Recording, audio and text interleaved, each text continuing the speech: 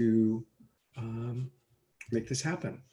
And thank you very much.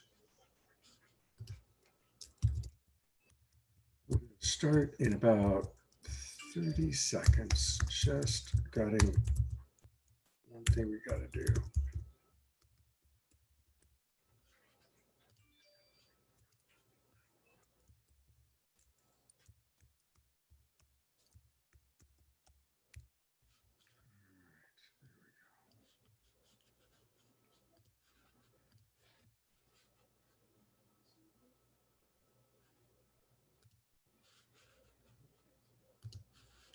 Okay, here we go. We were originally going to have Reverend Michael Beckwith as one of our speakers tonight, as our keynote speaker. He wasn't able to join us. So we actually want to start with a brief video of the Rev talking about something that kind of establishes the whole tone. Tonight, we are dedicating this show to honoring Black voices, recognizing what's been going on in our world. And so here's Reverend Michael Beckwith sharing an experience that he had. In the education, I remember being graded down in my papers. We had to write like a future autobiography. So in junior high school, I wrote I was going to follow in my father's footsteps in law, go to USC, do X, Y, and Z. And the teacher said, "You're never going to go to USC." She dimmed my hope. I mean, I went to USC, by the way. I went to Morehouse. I transferred to USC. But I can remember her saying that people like me, I shouldn't dream that big. I remember telling my mother about that. My mother went up to the school and handled her business. I was on the track team in high school, would jog around my block, pulled over by the police. You know, where are you going? I got my sweatsuit. I have my LA High. I'm jogging. I'm on the track team. So my mother would make us go down to the police department and file a complaint. That was a part of the rules of our family. Wow. If a police officer stops you, get their badge number, file the complaint. Now, if we didn't do that, we got in trouble. My mother and dad basically had to talk with us about how to get home safely, how to deal with police officers. Yes, sir, no, sir, get the badge number, file a complaint. So that was just part of our upbringing. I remember at Morehouse College, we rented a hotel for a party. Police came, remember, threw me and my guys up against the wall. "What are we doing here?"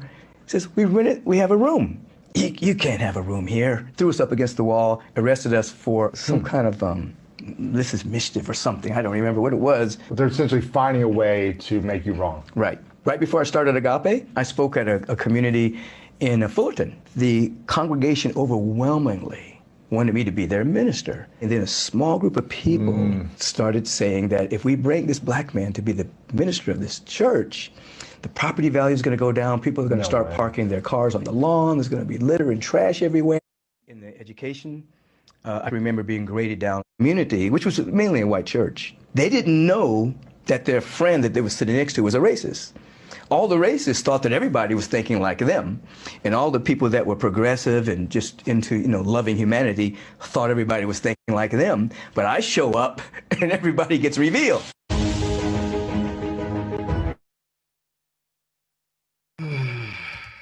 Yeah.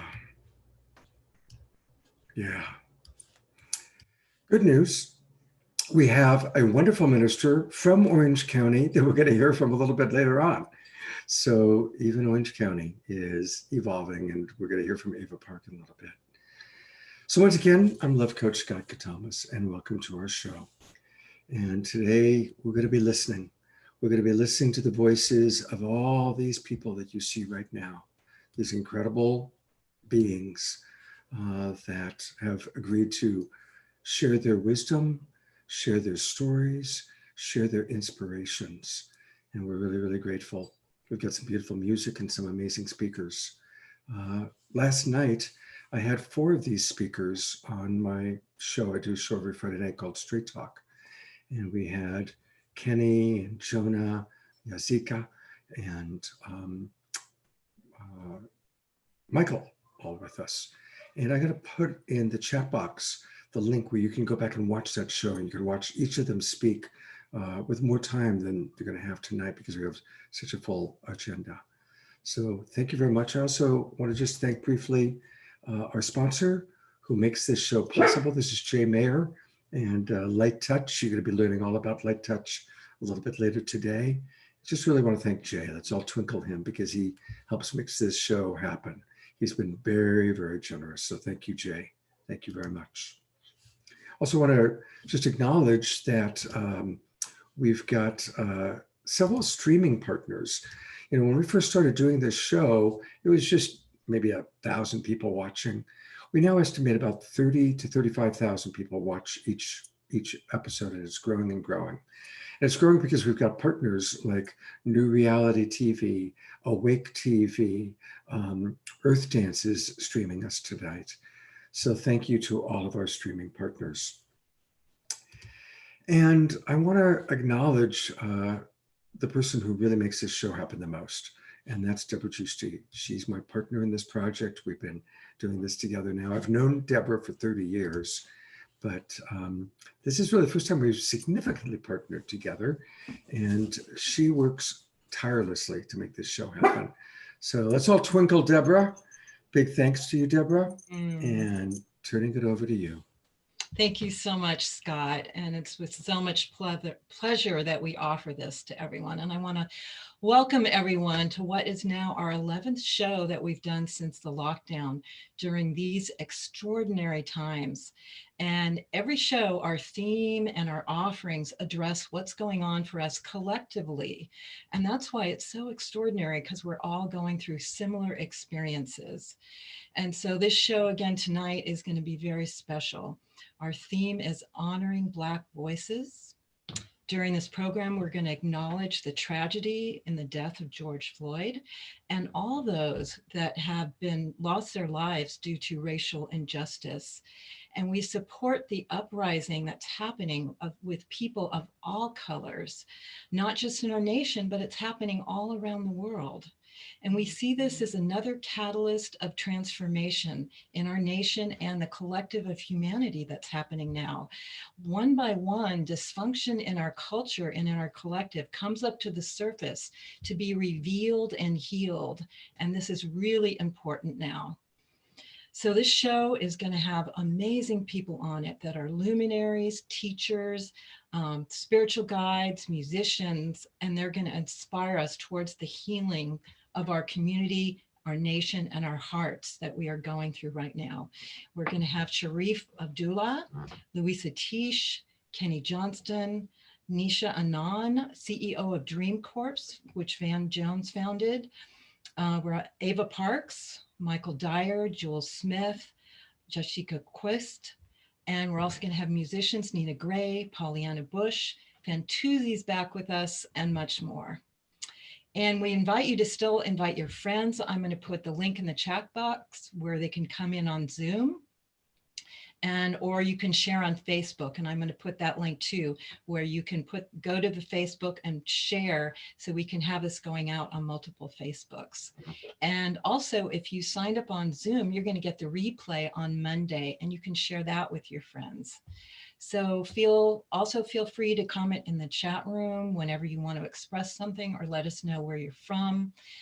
And stick around till the end, because we have community connections at the end where you can come on and do a 1-minute share of what your heart wants to share about the show, about what's happening. This is a really fun time. So this happens right after the official show ends. So stick around and Scott will show you how to do that. And we finance the show through the GoFundMe, as well as finance other important nonprofit organizations and other community organizations that are helping with this crisis now, as well as certain people.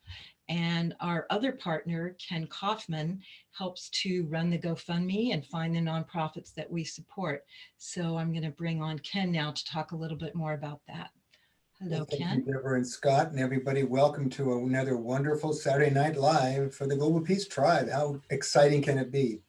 The Global Peace Tribe event that we're doing tonight and all the other weeks are basically funded by you guys helping us out, donating to our GoFundMe campaign. You can find it if you log on to the web, go search GoFundMe, type in Global Peace Tribe, you'll find our site and you can donate there. Anybody can do that at any time, not just tonight. So remember that. And also we're regifting this money, a lot of it to the nonprofits that I'm finding and individuals. And we'll hear a few of them today, hear from them. And I just want to remind you to help support this cause, because we're going to do this through the end of June for sure. And as you know, we always want to keep these shows going, and it takes a lot of energy and effort to make it happen. And Deborah and Scott have done a phenomenal job. I'm just here to kind of assist in different areas. And I just want to mention that. And we also have some bonuses for you. If you check out the GoFundMe page, you'll see what perks we have. We'll talk about that more at mid-show. And just my take on this this whole situation we're in is all these riots seem like it's a beginning of an overdue movement to end racial discrimination. And I say it's about time. We are the ones we've been waiting for, and let's start treating each other that way that we need to be. And let's continue to manifest this change, and let's claim it now, because we only have the now. So Scott, I hand it back to you. Thank you, Kenny. Actually, I'm turning it over to Deborah to introduce our first performer. Yes, we always love to start with music because music speaks to all of us, and we have some great musicians. And tonight we're going to start with Nina Gray. She's a California-based singer-songwriter, recording artist, DJ. She's fiercely committed to what's happening now, spreading music of consciousness, love base, relevant to the time messages, uplift, unite, and inspire. And she's open for people that we've had on our show, Marianne Williamson, Michael Beckwith, and many other people. And I'm so happy to present Nina Gray. Thank you, Deborah. Thank you, Ken.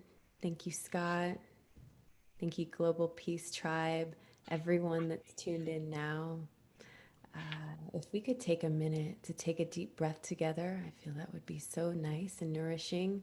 If you're live now or you're watching the replay, we just take a big deep breath, maybe the deepest one we've taken all day.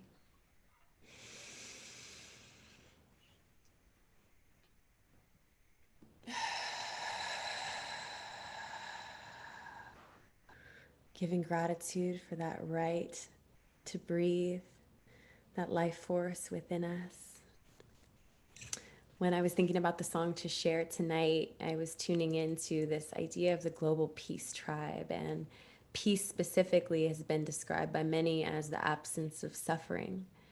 And during this time when we're all becoming more acutely aware of the different levels and layers of suffering that has been imposed upon Black communities, brown communities, may this be a time for a great reclamation, a re-examination of the foundation of our nation. And Ken, like you said, may we choose a new way now, but may we honor what is being brought to the surface to re-examine, reclaim, liberate, and move forward in a way where we are all able to exist in our freedom. So this song, Freedom, is dedicated to those that are behind bars wrongfully, that have been placed behind bars, whether literally, physically, or have had the imposed upon bars of supremacy, have had the imposed upon bars of control, domination placed upon them, or attempted control. May the liberation and the breakthrough and the freedom from these bars be what we claim here and now.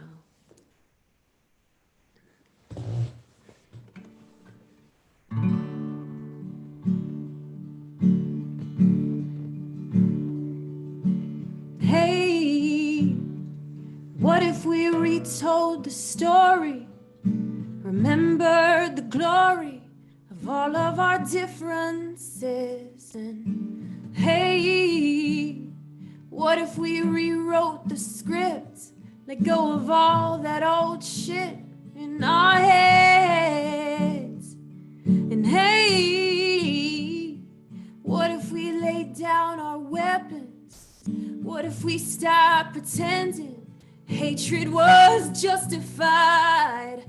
And hey, what if we raised the bar up, demanded a little more out of our lives? Well, dreamed about. Freedom, freedom. But I know we'll never be about freedom till it belongs to all of us. Ooh, yeah, yeah, yeah, yeah. Oh. Yeah, yeah, yeah, yeah, yeah. Men have talked for years on war and peace. They've talked themselves blue and red in the face. Men have built walls where there could have been bridges. Hell, men have created race to separate. Blame it on a lack of urgency. Blame it on just having better things to do. But as we rise together in 2020, turning a blind eye is something we must refuse. 'Cause I've always dreamed about peace and harmony. But I know we'll never be about peace until there's justice in these streets. Oh, oh,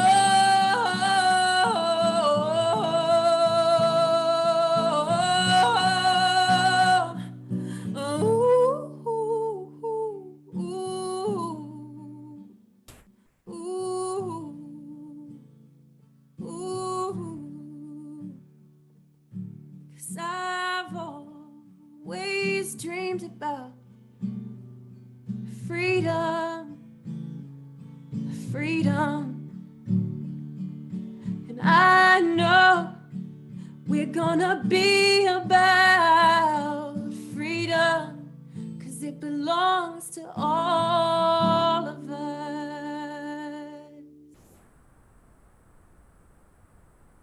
Thank you. Thank you so much, Nina. Nina's going to come back and give us another blessing of her song, but just want to let you know that you can learn more about Nina and her beautiful soul expression by going to Nina Gray, that's NINAGRAE.com. And we'll put that in the chat box. And thank you so much for being with us. Thank you so much. It's a perfect start to our show. God bless you. Thank you. I got a chance to meet our next speaker for a while last night. She was one of the guests on my Straight Talk show. And I was really just blown away with her depth of care, her depth of love. And I'm talking about Jessica Quist, who's originally, ironically, from the Twin Cities of Minneapolis and St. Paul. That's interesting, isn't it? But now she's living on the island of Maui, and she's a healer, artist, mother, and a conscious co-creator. She has a tremendous passion for life and purpose, and she's created SERVE, SERVE being an acronym that means to see, embrace, reflect, value, and empower. SERVE, serving humanity in impactful and loving ways. She's dedicated to co-creating and living in a world where we all are feeling safe, and that we can all really be free to be the authentic expressions of who we were born to be. So she's a passionate woman, and I'm really grateful to have you with us. Welcome. Thank you, Scott.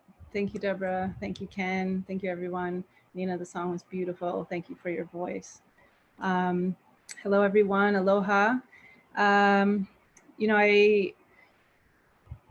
Coming from the Twin Cities, like when I heard the information of everything that happened, it really shocked my whole system. I'm talking to my brother. My brothers live there. I have family, and it was really, really crushing to hear that this is happening, not only in my hometown, but that to people in period. Like, yes, Black Lives Matter, and absolutely, like, we all need to be seen as humans. And really, like, that's my biggest message right now, is that humanity, we need to like band together. We need to become one again. We need to rise up individually so that we can connect collectively and rise up as a collective.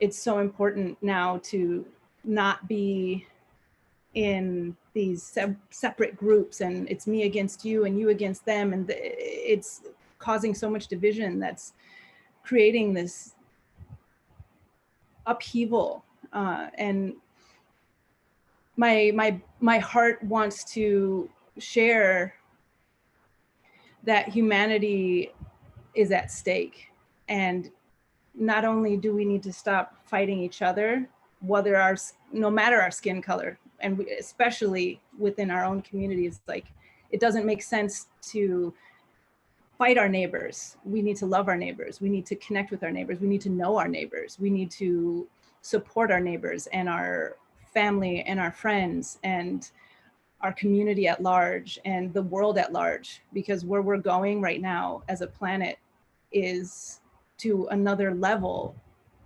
And in order for all of us to go in this level, we have to band together, and we have to heal these deep, deep, deep wounds that we've been experiencing for generations, for many thousands of years.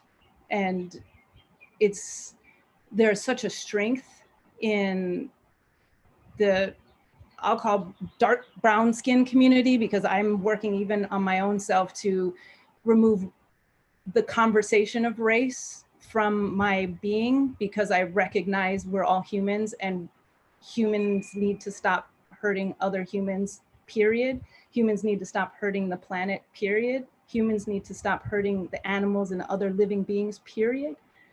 And we need to return to a space of love. We need to return to a space of connection. We need to return to a space of remembering, so that we can uplift not only ourselves, our brothers, our sisters, our children, because really at the end of the day, this planet goes for our children, and our children are the ones who get to carry this planet, this way of life. And it's up to us to change the way we be, so that we can be a role model and an example for them as humanity, to say, hey, look, we've had trials and tribulations and all of this deep, dark shit, and we don't want to leave that for you anymore. We want to give you a beautiful earth. We want to give you brotherhood and sisterhood. We want to treat each other like humans, because that's what we are. We want to treat each other like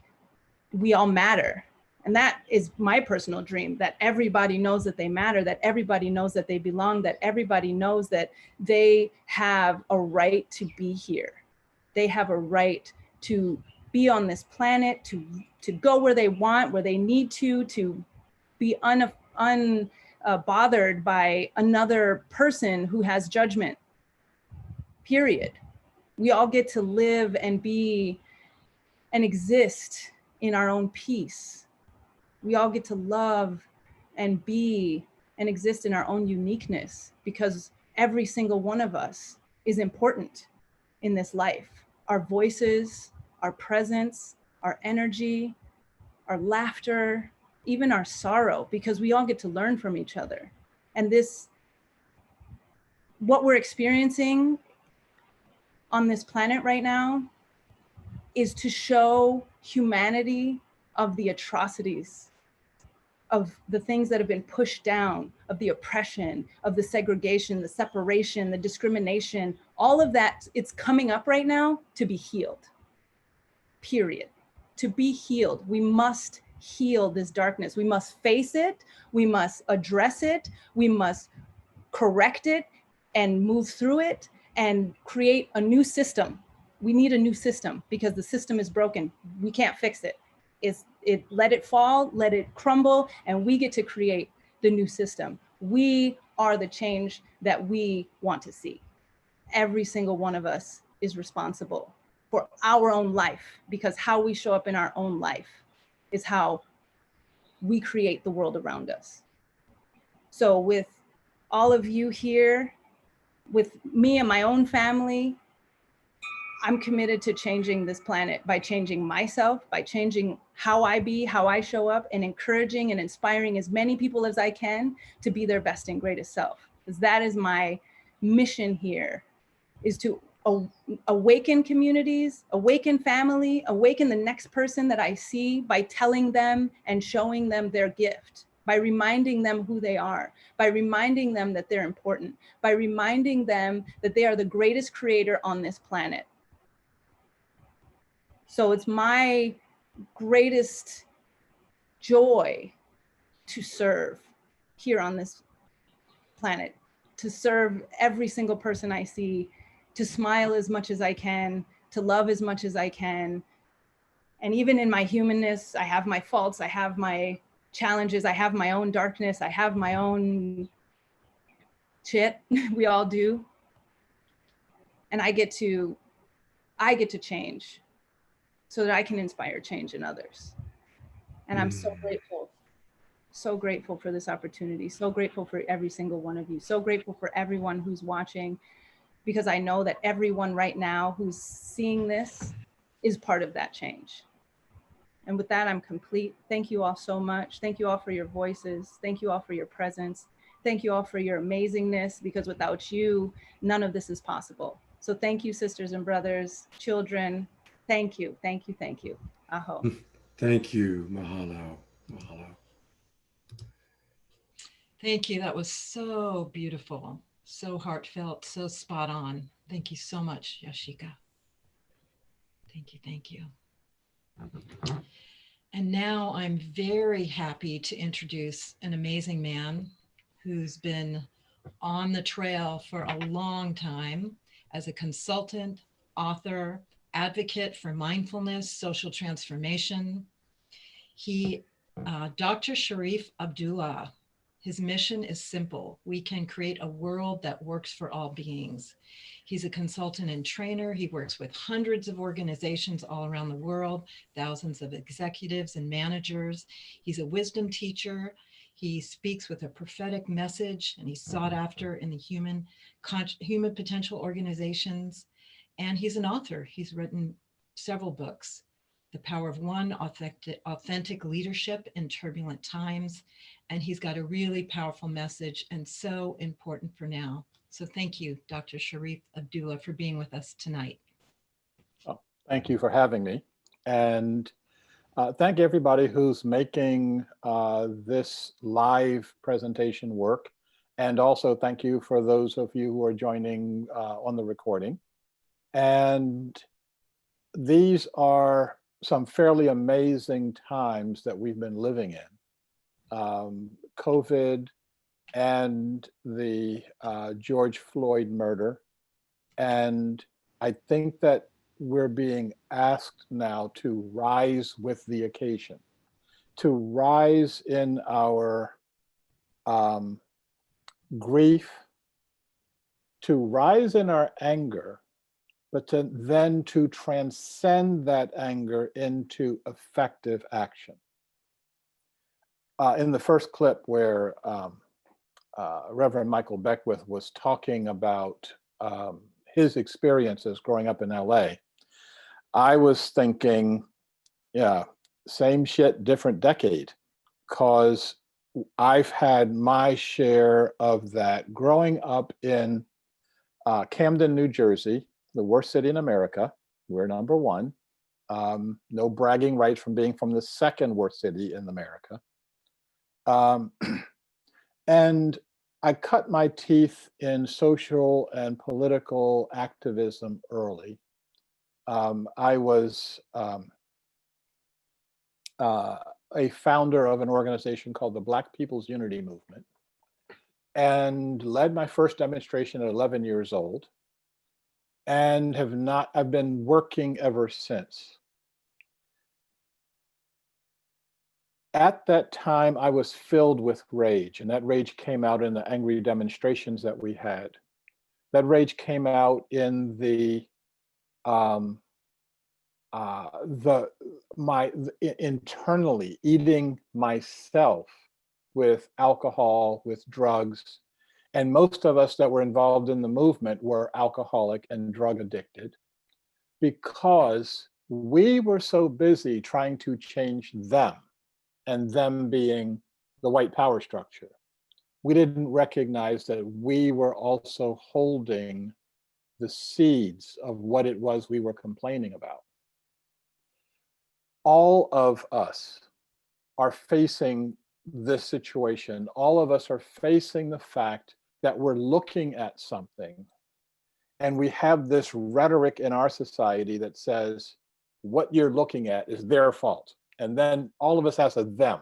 Them might be white people, them might be men, them might be straights, them might be the right as opposed to the left, or the left as opposed to the right. But if we first turn our examination to ourselves and start recognizing what we're seeing in ourselves, we can start doing something that is that will then be effective for actually making the change. We were doing all the stuff that's being done right now. I live in Portland, Oregon, which is arguably the best city in America. And if you heard about the demonstrations happening in Portland, you know that one of the locations of the demonstrations is called an area called the Lloyd Center. Well, the Lloyd Center is right there. Okay, it's like right across the street from me. And so I've had a chance to look up close and personal at a number of the different themes that are going on behind the outrage with regard to Mr. Floyd. The problem that we've got is that we've been here before. I can remember the anger and rage of the 60s. I still remember the recipe for Molotov cocktails and napalm, homemade. The arguments that are being made now are the same arguments that were made back in the 60s. And unfortunately, we're looking at the same solutions. Oh, we're going to put more money into the Black community. We're going to have more Black investments. We're going to try to rein in the police, and all this stuff we've done before. What I'm proposing to us is to do something different. And the different thing is to actually remove the energy, remove the consciousness that causes things like racism, sexism, etc. I'm going to say something, and I want you to hear me, because it will be very easy for you to confuse and say and hear that I'm saying there's no such thing as racism. There's definitely racism. Racism is alive and clear in this country back in the 60s, and it still is now. And unless we do the work to get rid of it, it's going to be with us 40 years from now. And I'll come back on this program, probably in a wheelchair by then, but I'll come back and we'll have to talk about the same thing again unless we get rid of it this time. Now, how do we get rid of it? We have to ask the question, what kind of a society do we want? If I'm locked in anger, if I'm putting bricks through windows, and if you've never put a brick through a plate glass window, you should try it sometime. It's very satisfying for a few minutes. And then you got to go do something else because it's only satisfying for a few minutes. What we have to do is start looking at what are the forces that are actually bubbling up out of our collective consciousness that's making the situations that's happening right now. So I've done a presentation or a program that I'm going to rev up again for the fall, and it's called Releasing the Shadow, Embracing the Light. And what I do is I look at the 4 shadows that are affecting all of us. I'm going to go through them really quickly. The 4 shadows are the shadow of violence, and we can see that at the top level, it manifests as war. At the bottom level, it manifests as some guy with a gun on the street that's going to hold me up. It manifests as somebody who gets drunk and beats up their spouse. Okay. So throughout all of that, what we've got to do is get rid of violence, not get rid of a particular brand or flavor of violence, like police violence or domestic violence or school shooting violence. Let's just get rid of all of it. Second shadow is the shadow of the other. And the shadow of the other manifests itself as racism, as sexism, as homophobia, as any way you can separate from another human being. The third shadow is the shadow of poverty, greed, and hoarding. And that's all the same thing with different characteristics. The fourth shadow is the shadow of despair. And in the shadow of despair, that manifests itself as depression.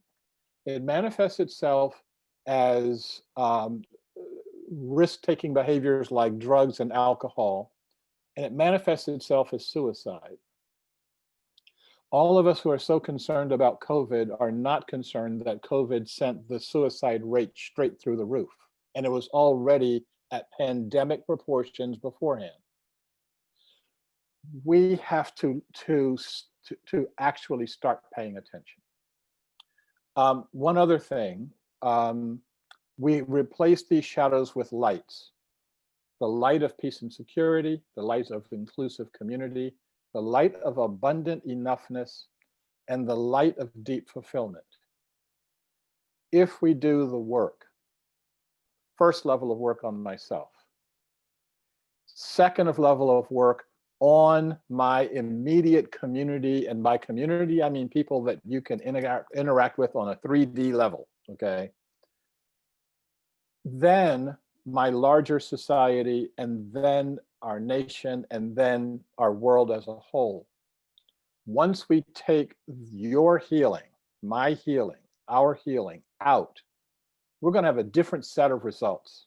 We're going to see the world differently, and then we're going to actually be able to get to the core issues and the core values that are driving us. On that quest, I wish us all well. And I thank you for this attention.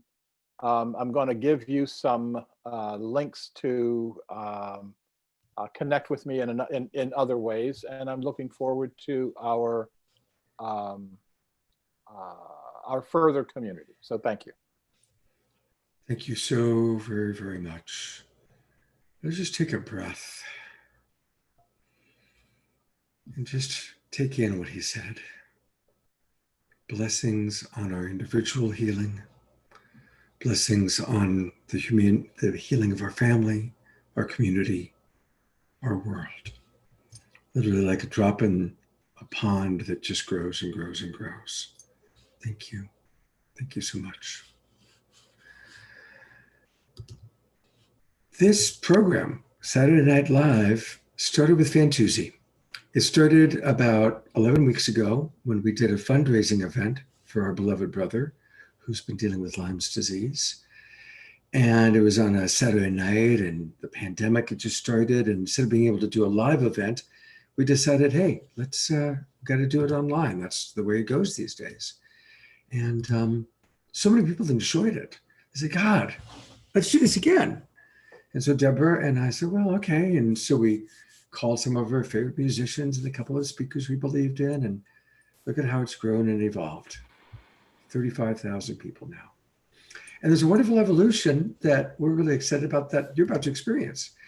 After about an hour of playing with different audio settings, Fantuzzi and this extraordinary friend of his, Larissa, from New York, she's in New York, Fantuzzi's in California, and they successfully figured out how they can play their music together.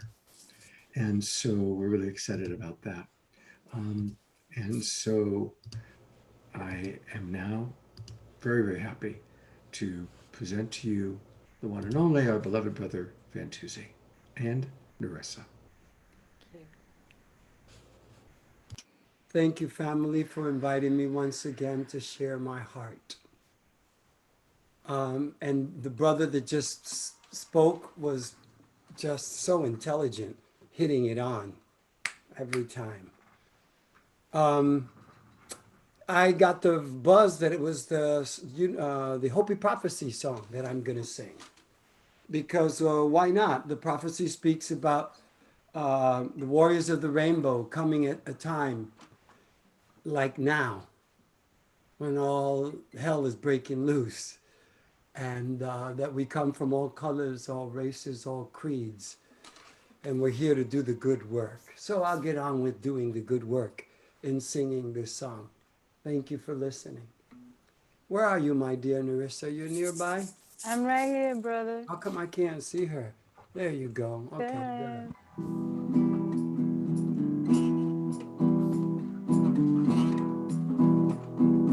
Dedicated to the entire family, red, black, white, yellow, brown, and all the rainbow children all around.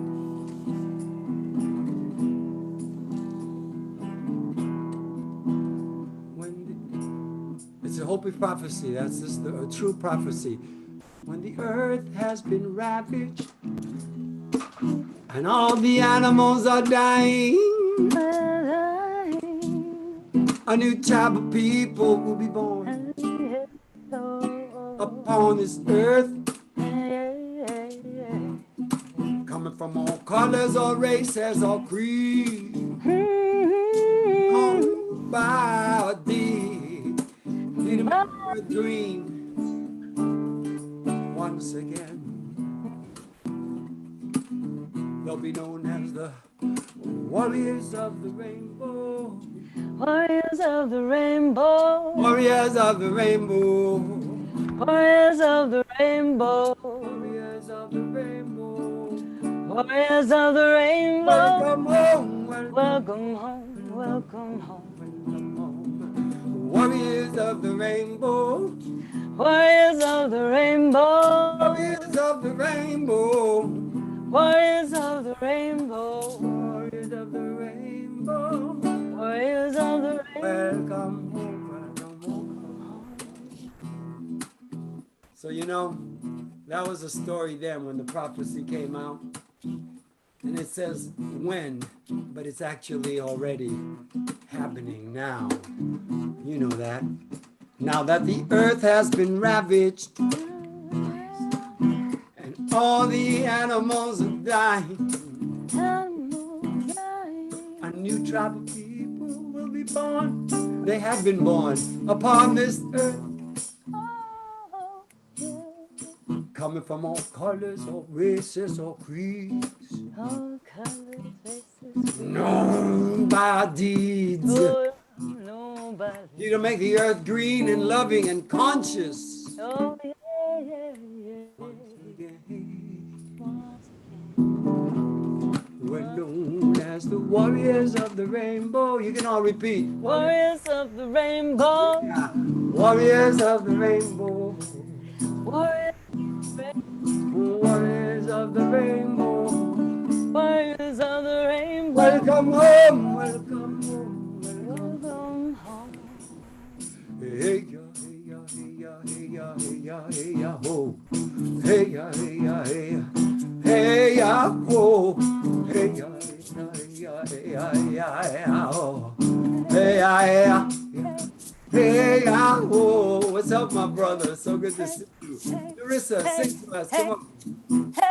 Hey, hey, hey, hey, oh, hey, hey, hey, hey, hey, hey, hey, oh. Hey, hey, hey, hey, hey,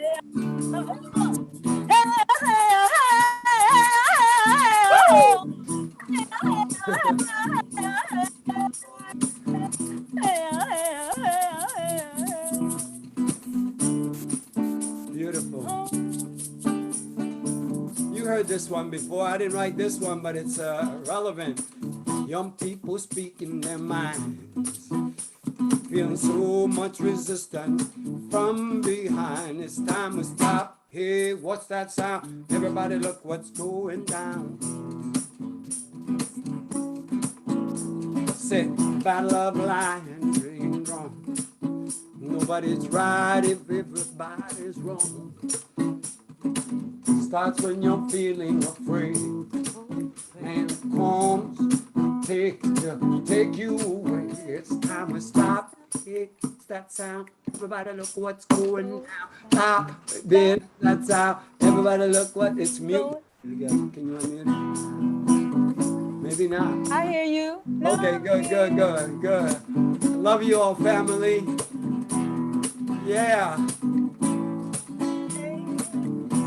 These are your Puerto Rican brother and sister from the hood. Look. Afro Latinos bringing the pride of the tribe up with the grace of the Most High. Say yeah. Family come together in the name of peace, unity. And everybody's equal, so let us all be free.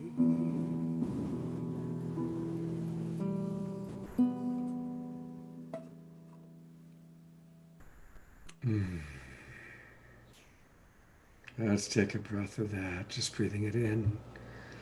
So beautiful. Thank you. Thank you so much, Narissa. Thank Honor you. and family, you rock my heart and soul. Thank you so much. Let me know how I can serve. I'm ready. La Borida acá.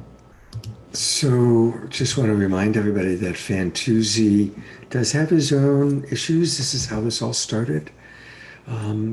And so we want to remind you about a couple of things to please be generous. Go visit Fantuzzi's GoFundMe. I've got it right up for everyone to see. And also, Love Coach Academy, my company, we have Fantuzzi every Tuesday night. You see, it's not just Tuesdays, it's Fan Tuesdays. Every Tuesday night at 7:30 p.m. Pacific time, Fan Tuesdays takes place, and he plays music. He brings on guests. That's how I saw Narissa. I said, hey, we got to have her play on this show. And so join us on Tuesday nights. And also go to Fantuzzi Music, facebook.com/Fantuzzi Music. Learn more about all the things that he's doing. We love you, Fantuzzi. And Narissa will be back playing with us a little bit later on tonight. So thank you very much. You know, as I was talking about GoFundMe's, it's really important for us to recognize that we do have a GoFundMe program here. It's supported a lot of people. And to tell us a little bit more about it, here's kind of the fellow who's been heading it up for us. This is Kenny Kaufman once again. Thanks, everybody. And thanks, Fantuzzi. Just love you, brother. You're just such a bright, shining star. You're really wonderful. And to coordinate that with back east, wow, magic. You guys, I don't know how you guys do it, but an hour of doing that this today made it happen. So thank you for that. So our GoFundMe page is part of how we fund this whole organization, with bringing you thought leaders and, you know, just great people to give you inspirational wisdom and get us through this COVID-19 without a hitch, keep us all healthy. So you want to go to GoFundMe, you can search Global Peace Tribe. We totally appreciate your support and your fund, giving us some funds to be able to keep this going. We also have many bonuses for you at that on that stage. And also just know that your money is getting well spent with helping provide a lot of nonprofits with a minimum of around $500 to $1,000 each. The last 7 or 8 we gave $1,000 to. So know that we're giving back a lot of what you give us. So keep giving us so we can give them and keep it going. Our next person we're sponsoring this particular night is Dream Corps, and they're a national nonprofit founded by civil rights leader Van Jones, which works on closing prison doors and open other ones for opportunity. Their post-crisis future must be better than before. We cannot go back to the old normal of racist murders, polluted air and water, people in cages, low-paying jobs for communities of color. We need to build something better than before. In the weeks to come, they will bring together across racial, partisan lines to dream up and fight for an America that works for low-income and communities. And our next speaker is Nisha. She's a leader and human rights activist. She currently serves as the CEO of the national social justice nonprofit Dream Corps. She's the CEO of Dream Corps. Nisha believes we can live a future with freedom and dignity for all people. So Nisha, take it away. Thank you. Hello. Hi, Global Peace Tribe. Thank you so much for having me tonight. And thank you for convening just a really powerful night. I want to appreciate all of the voices who are being elevated tonight, and to my Black sisters and brothers speaking before me and after me. I want you to know I'm here with you. I can't fully know what you're going through, but I'm here grieving, raging, healing, and conspiring in the best sense of the word, conspiring with you to build a better future alongside you and along this global peace tribe. I am so lucky. Thank you, Ken, for introducing me to lead this organization that's being benefited tonight, the Dream Corps. Dream Corps was founded by Van Jones to be a solutions and ideas machine of a nonprofit. We work on criminal justice, climate justice, and tech equity. Our programs were built to dismantle structural racism, but more importantly, build beautiful and incredible things in its place. Together, our programs are Cut 50, Green for All, and Dream Corps Tech. And like was said, we work to close prison doors and open doors of opportunity. You all know that racism does not stop at police brutality, and neither can our response. So Van Jones built Dream Corps to respond to so many of society's ills. But we do it in the Dream Corps way. And the Dream Corps way is that we bring together unlikely allies, people across racial, economic, and political divides to solve the nation's toughest problems. And just to give you an example, because I could talk about our programs forever, but I just thought to tell you a little bit about my criminal justice team, Cut 50. Last year, they passed 18 bipartisan decarceration bills and dignity for incarcerated women bills throughout the states. And on the federal level, under this administration, passed a historic piece of legislation called the First Step Act. 97 senators voted yes, and with it, 7,000 people were released from federal prison. The New York Times called it the greatest criminal justice bill in generations. So on climate and tech equity, we're doing similar things.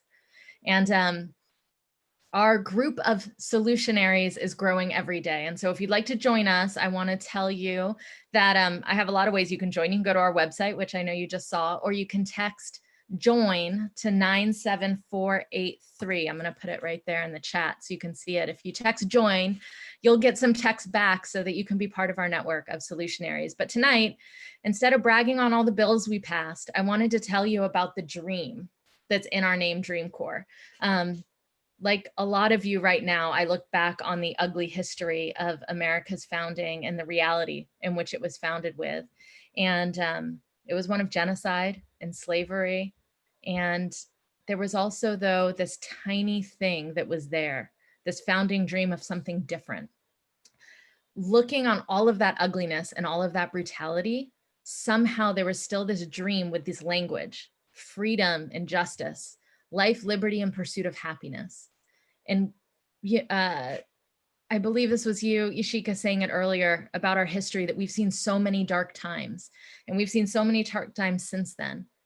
But at our best, who we are, and who I think we, like this global peace tribe and everyone on this call are, we're that small part of the dream, not the ugliness of the founding reality. We're the beauty of that founding dream, the ability to find our way out of the darkest times. And I just believe that that spirit of dreaming is missing right now in state capitals and halls of Congress and Wall Street boardrooms, but it is alive right now in the streets.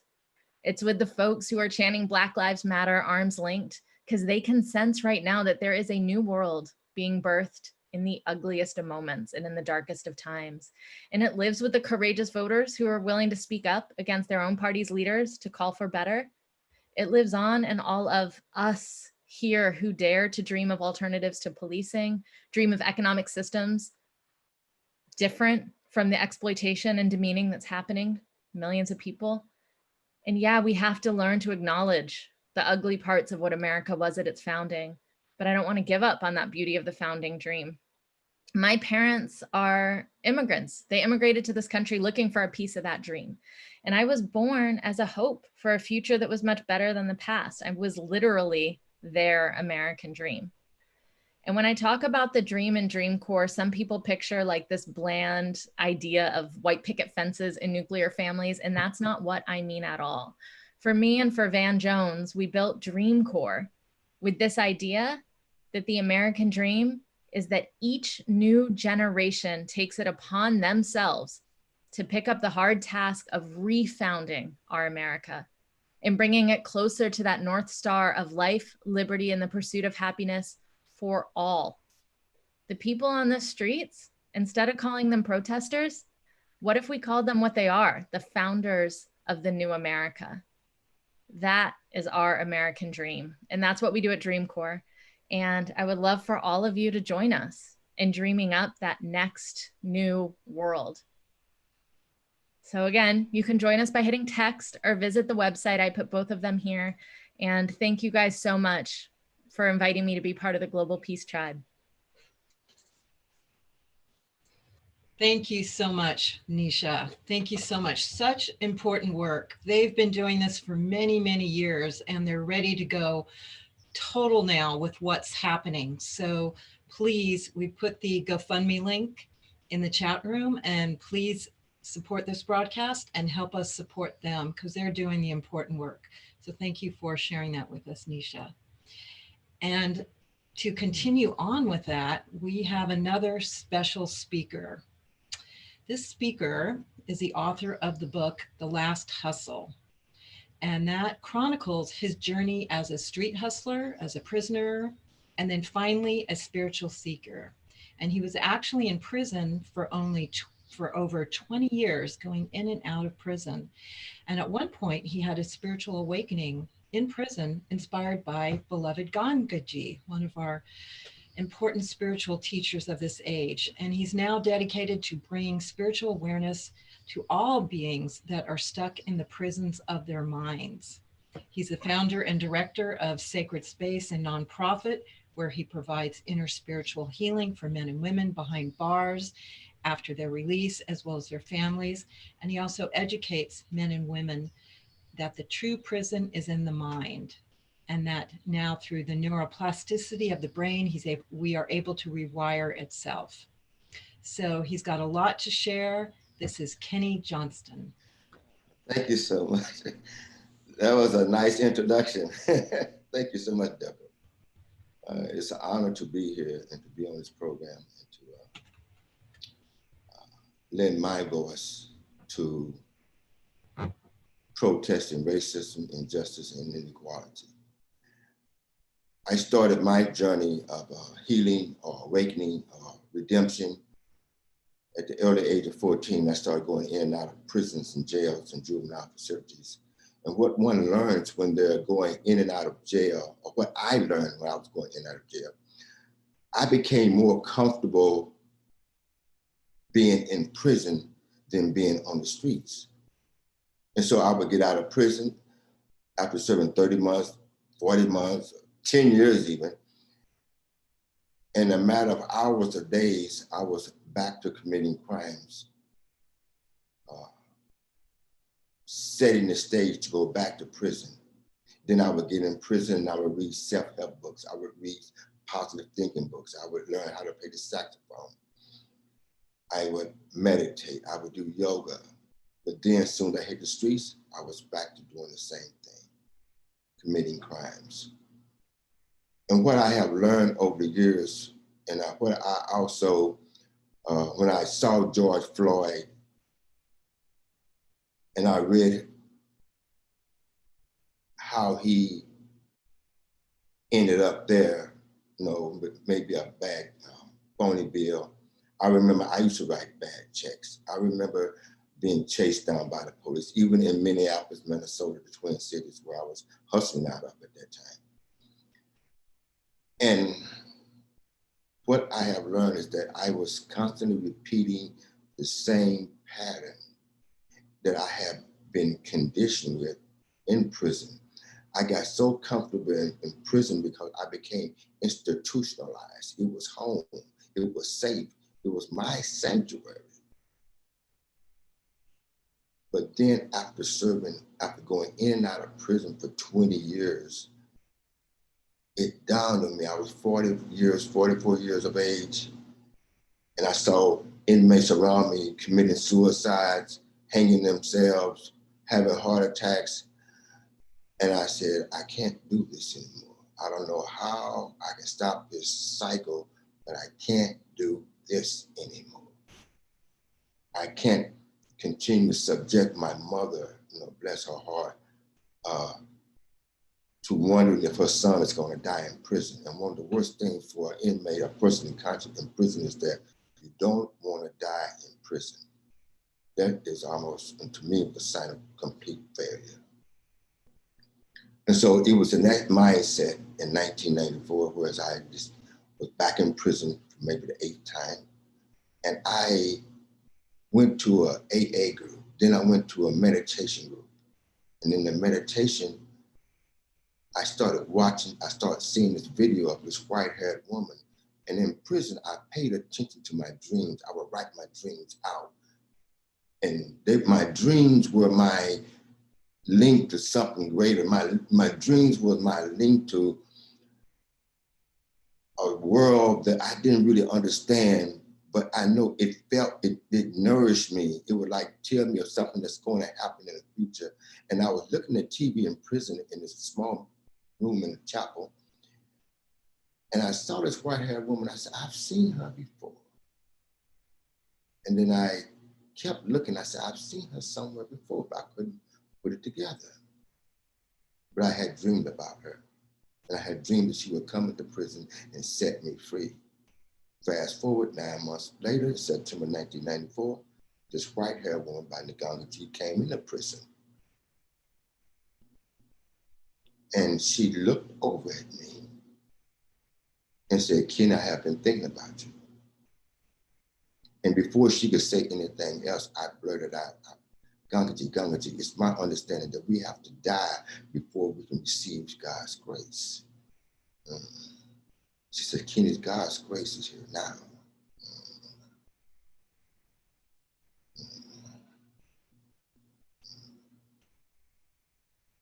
And those words, and then another gesture, propelled this criminal mind, this thief, hustler, pimp, player, temp murderer, propelled my mind into a space of joy, love, peace, bliss.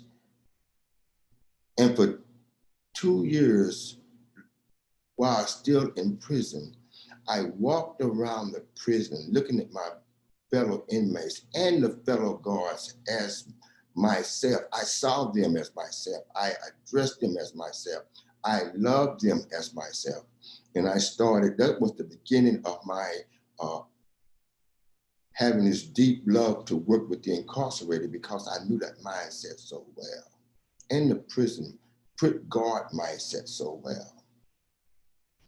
And so when she left, she took the prisoner with her, that criminal with her. But she left in prison with me, in my mind, love, which I had never, ever, ever, ever, ever experienced. I didn't know what love was. I mean, how can a guy that lied and steals and cheats and robs know what true love is, true compassion is? And it was on that day in September 1994 that I fell in love with love, and I fell in love with me as a human being. And so what I see that I can do now, for as the protest is concerned, for as anything is concerned, is to try to share with each person that I meet, no matter where I meet them, if I'm in wherever, if I'm in a store, I'm in a bike ride, if I'm in a coffee shop, I share with them that they are loved the the same as I am love. Because we are human beings created in the spirit, in the power, in the essence of love. This I know to be true. And so, for years, I would go in and out of prison, helping the incarcerated, best I knew how, with the knowledge that I had at that time, to let go of their story as a convict, as a prisoner, and to embrace something greater than themselves. After about 7 or 8 years of doing that, I realized I didn't have enough tools in my toolbox to aid and assist them in truly letting their story go. So what I have done, I have started working with myself. And on working with myself, I have discovered that now I can go back into prison. I can aid and assist my brothers and sisters through the science of neuroscience and the ability to let them know that they have a brain and they can change their brain the way I changed my brain, simply by going within. It all starts here. You can give us money, you can give us power, you can give us anything in the world, but if you do not change the brain, all else is just a waste of time. It's rewiring the brain, and then you rewire the nervous system.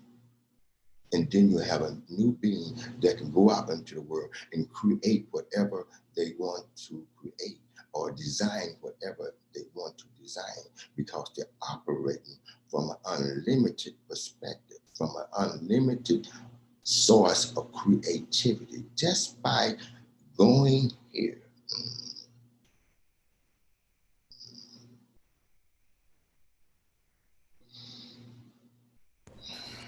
Thank you so much. Thank you so very much.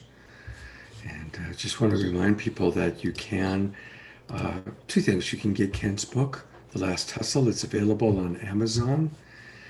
And also, if you want to hear more from Ken, Yasika, Michael, and Jonah, please take a look at the video that we did last night. It's a 90-minute interview where the four of them get a chance to really go more in depth. And again, I'll put the link of where you can find it. It's on Facebook. You can find it under Love Coach Academy under our videos. I've made it our featured video, and I'll also put the link in right now. And after this beautiful, heartfelt sharing from Kenny, I'm really grateful that we get to go back into the heart of music with the beautiful, beautiful music of Nina Gray. Thank you, Kenny, so much. Thank you, Kenny. Appreciate your heart, your journey. Thank you. Here to tell the story. Let's hear you sing the story. Hey. I appreciate you bringing it to that mind space, and that, you know, it really does, as within, so without. As within, so without. And there's a song called Bloom.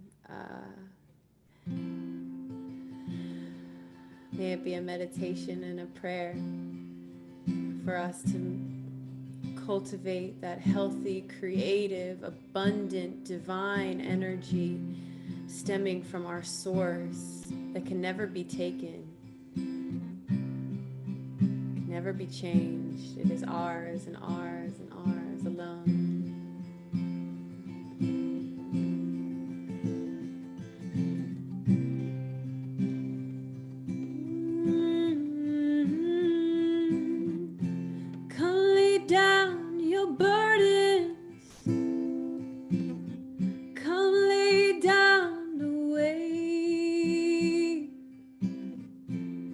Let go of all demons right here.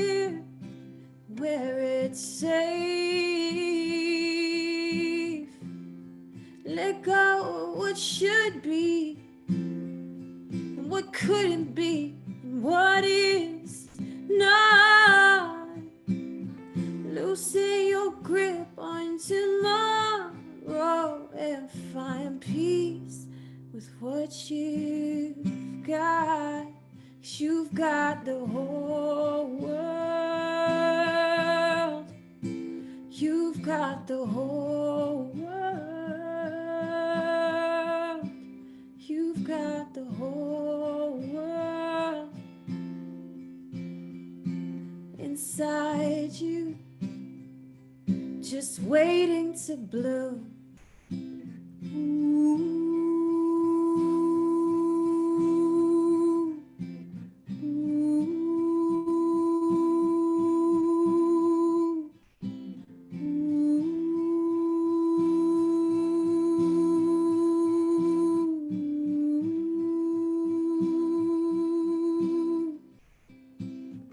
Let the tears flow like water.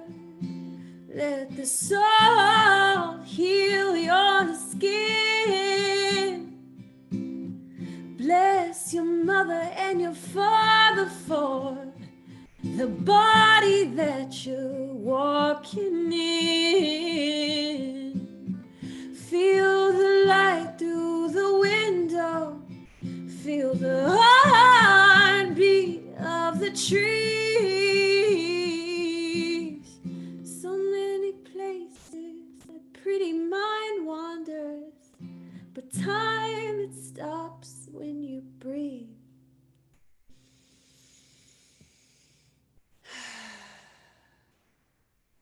Cause you got that whole world. You got that whole world. You got that whole world inside you, just waiting to bloom. Ooh.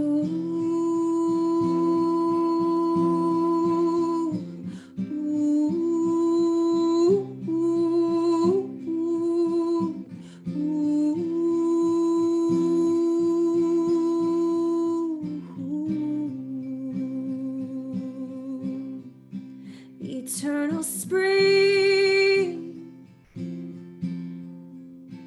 forever summer, infinite fall is calling out for your song, for your song. Eternal spring, forever summer, infinite fall is calling out for your song, your song, your song, your song, your song. Thank you so much. Oh, my lordy. Oh, thank you so much, Nina. Yeah. If I can speak to this soul expression, at these times when the paradigm is shifting, when we're breaking free from limiting beliefs, behaviors, systems within and without, if you are somebody that is looking to activate your voice, to write out your deepest truth, and to bring it to the forefront to usher in this new world, please get in touch with me. I love having one-on-one sessions and activating the voice, the throat chakra, and that longing to speak and sing your truth. If this resonates with you, you can visit ninagray.com/sessions. I would love to have a session with you. Wow, that sounds wonderful. Thank you so much, Nina. It's just such a beautiful, bright light. You've brought so much to our show tonight and so much to so many people. Thank you. Thank you very much. Thank you. Always takes me a moment to kind of recover from the beauty of what people are sharing, what they're speaking their words, singing their song. Thank you. I want to thank also some of the people that have been donating to our GoFundMe. I want to thank Joanne and Barbara and somebody named Anonymous who just keeps donating over and over and over. This anonymous person is very, very generous. So thank you. And a reminder, both Barbara and Joanne have donated over $100, which means that they get to, if they wish, receive a free session from one of my love coaches. And speaking of love coaches, this program is brought to you by Jay Mayer and Like Touch and Love Coach Academy. To learn a little bit more about Love Coach Academy and about what Jay and Love Coach Academy are doing, I'm going to show you a little video here. The Love Coach Academy is a collective of heart-based individuals.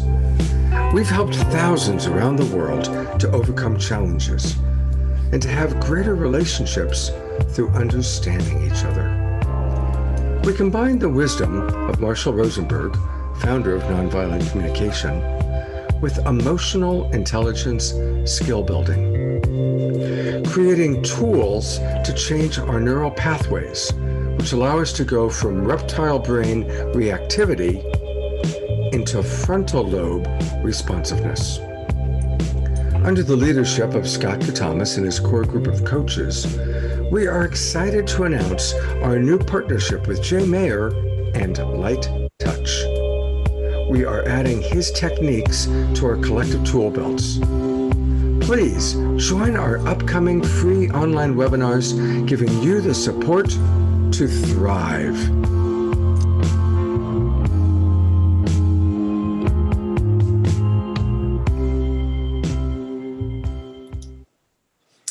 Love Coach Academy is providing 2 or 3 free webinars every day, every morning at 9 o'clock in the morning Pacific time, every evening at 6 o'clock Pacific time.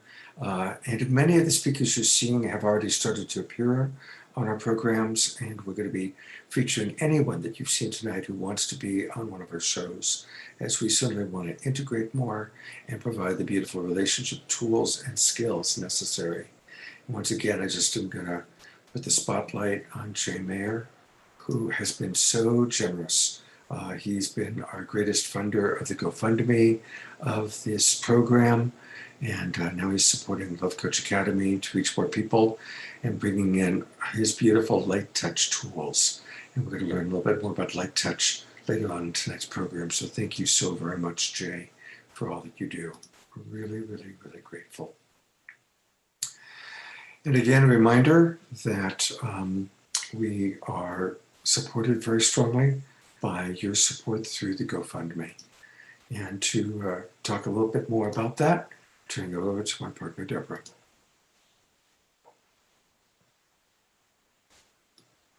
And Deborah, you need to unmute. And the GoFundMe supports broadcasts in the future and also supports Dream Corps. And Scott, are we going to have Louisa come on? Just want to check on the schedule. Yeah, absolutely. Louisa's next. Okay. And so do I unmute myself? I see. I want to begin by saying Alafia. When I say Alafia, your response is Sha Alafia ni. Alafia. Sha Alafia ni. What I've said there in Yoruba is it is a greeting wherein we ask that you have good health and peace with your neighbor. And I always ask people to take a moment in the beginning and see if you can feel what that would be like to truly have good health and peace with your neighbor.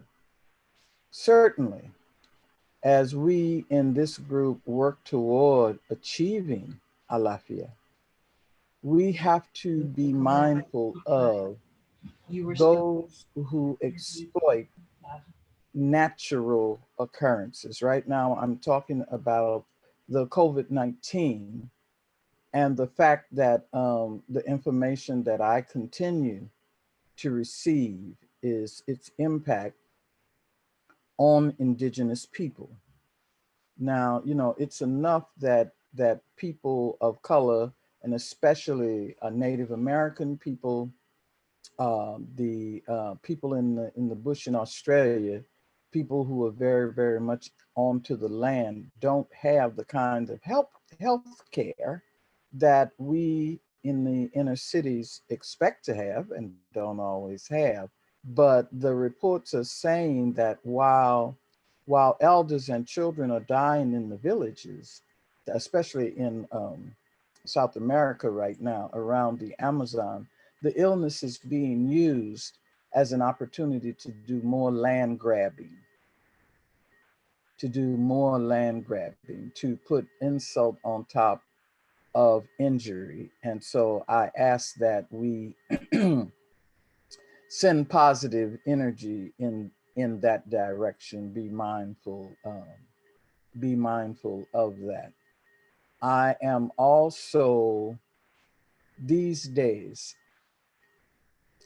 very much called to address the mothers. I think of the mother of George Floyd, the mother of Breonna Taylor, the mother of all these people who have been attacked, who have been murdered, you know.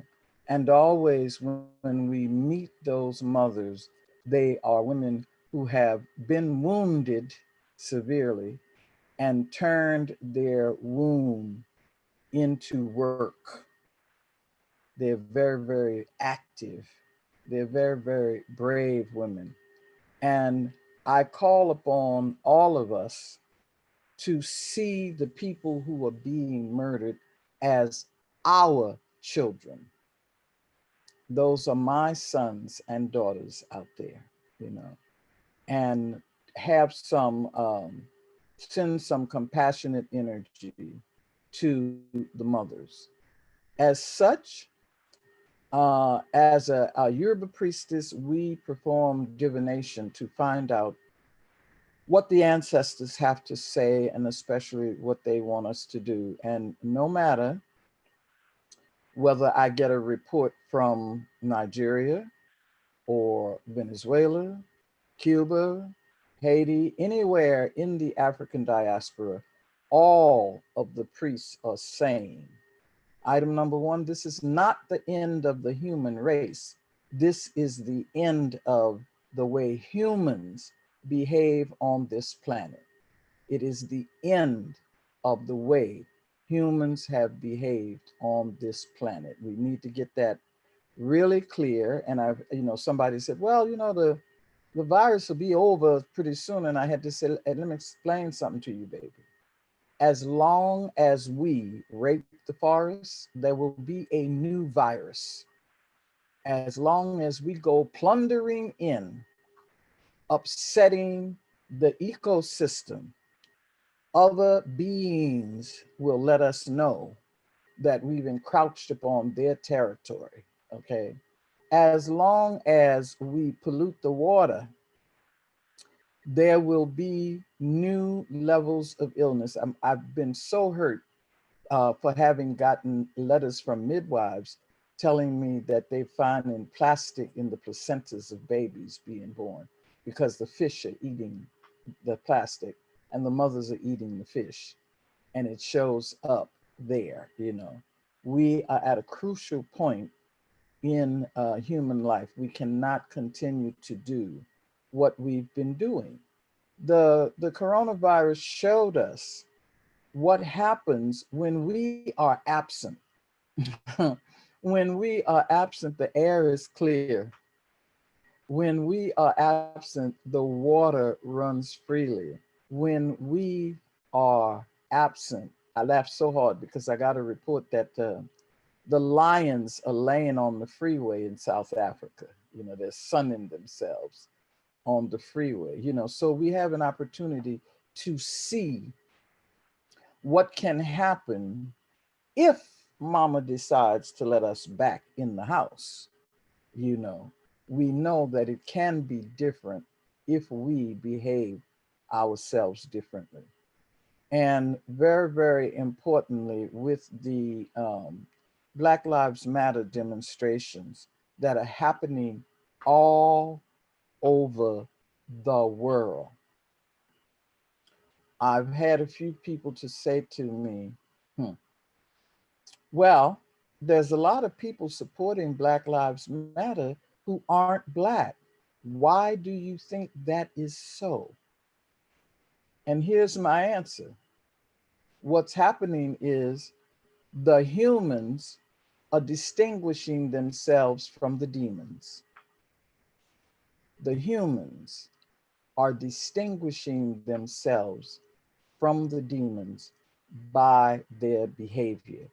So I ask those of you who have power, who know how to do ritual, to move energy and prayer, I ask three things.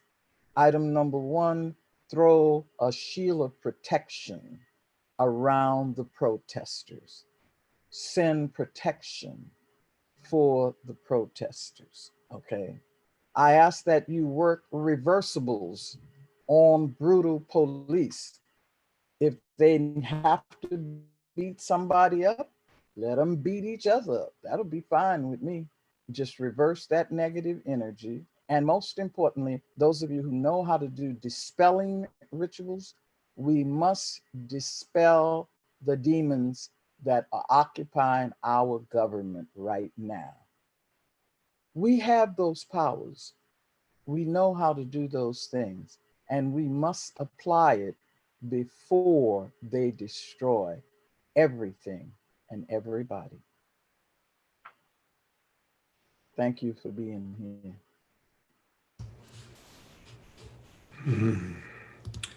Thank you so much, Louisa.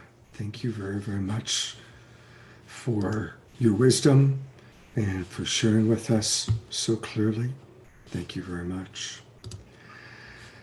For having me. This is a wonderful gathering. We were really grateful. We've been wanting you to be on our program for a while now, and so I'm really glad you were able to join us tonight. Thank you. I'm going to turn it back over to my partner, Deborah.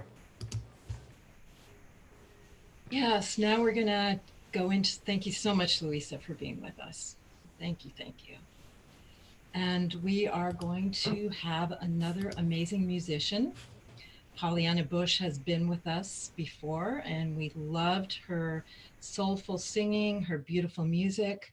She's a singer-songwriter, and she has a very unique style of music. And I'd like to bring her on now, Pollyanna Bush. Oh, my goodness, what a privilege it is to be here. So moved and touched, and I'm learning, I'm growing.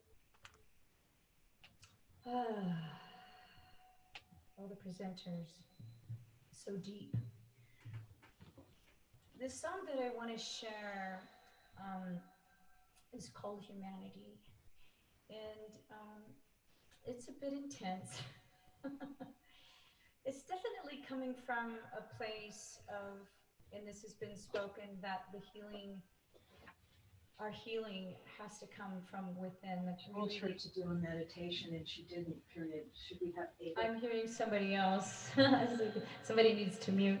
So anyway, just that our healing comes from truth telling from inside, looking within, you know, in what way am I creating separation within myself and othering outside of myself. So that is the spirit of the song. It's called Humanity. And yeah, I'm just going to sing it.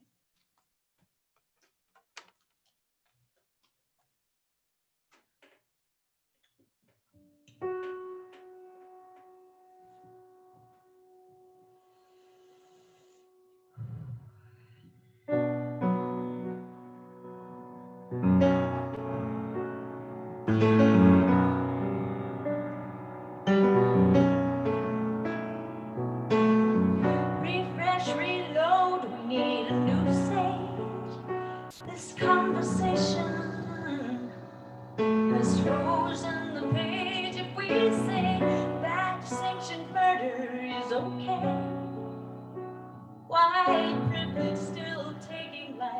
black reparations still denied. Oh, I feel the tears of his mother, brothers, sisters, and his friends. He was innocent, except his color offense. But when I close my eyes, I just hear the cries of my own kin. Listen to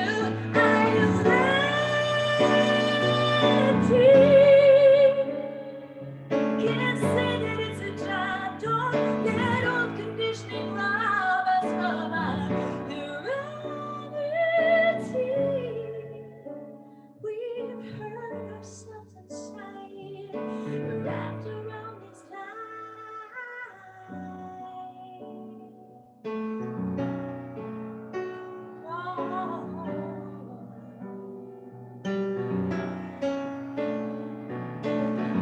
Get set, get ready to go. It's our human race. Oh, but what are we running from when we're given chase? Black, white, brown, yellow, red, no one wins till we all win. When we peel away the skin, are we the same within? Breathing out, breathing in, our hearts beat with the need for love and connection, safety, food and shelter and understanding. We need to treasure life, treasure kin again. We need our unity. We let it slip our thoughts. We let ourselves be robbed of our humanity.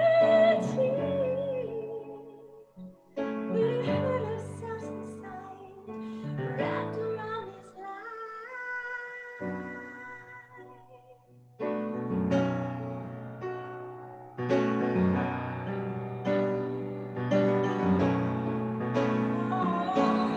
These wounds are centuries deep, festering, crying out to see the light of day. Oh, what is this coloring? The ring. Instead of othering, let's be discovering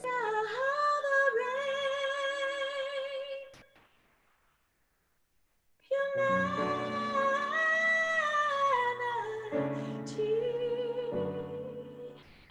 When we keep it in our hearts, we let ourselves be part of our humanity.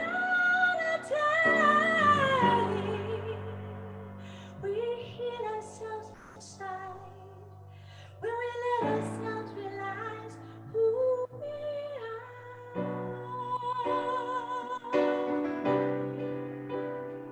Who we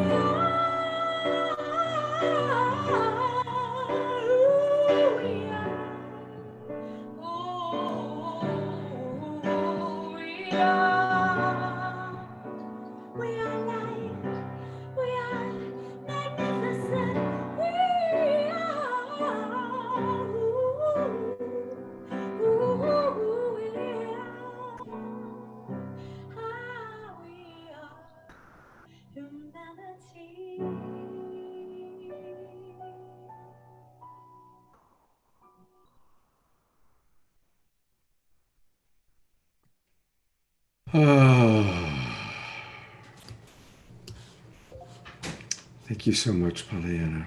Thank you very, very much. I want to bring up her flyer. We have had her on before, and we're going to certainly have her on again. Pollyanna, clearly your soul is so beautiful. And let me get your PDF here. There we go. Everybody able to see it? There we are. Pollyanna, tell us a little bit about what you provide. What are the services that people can get from you?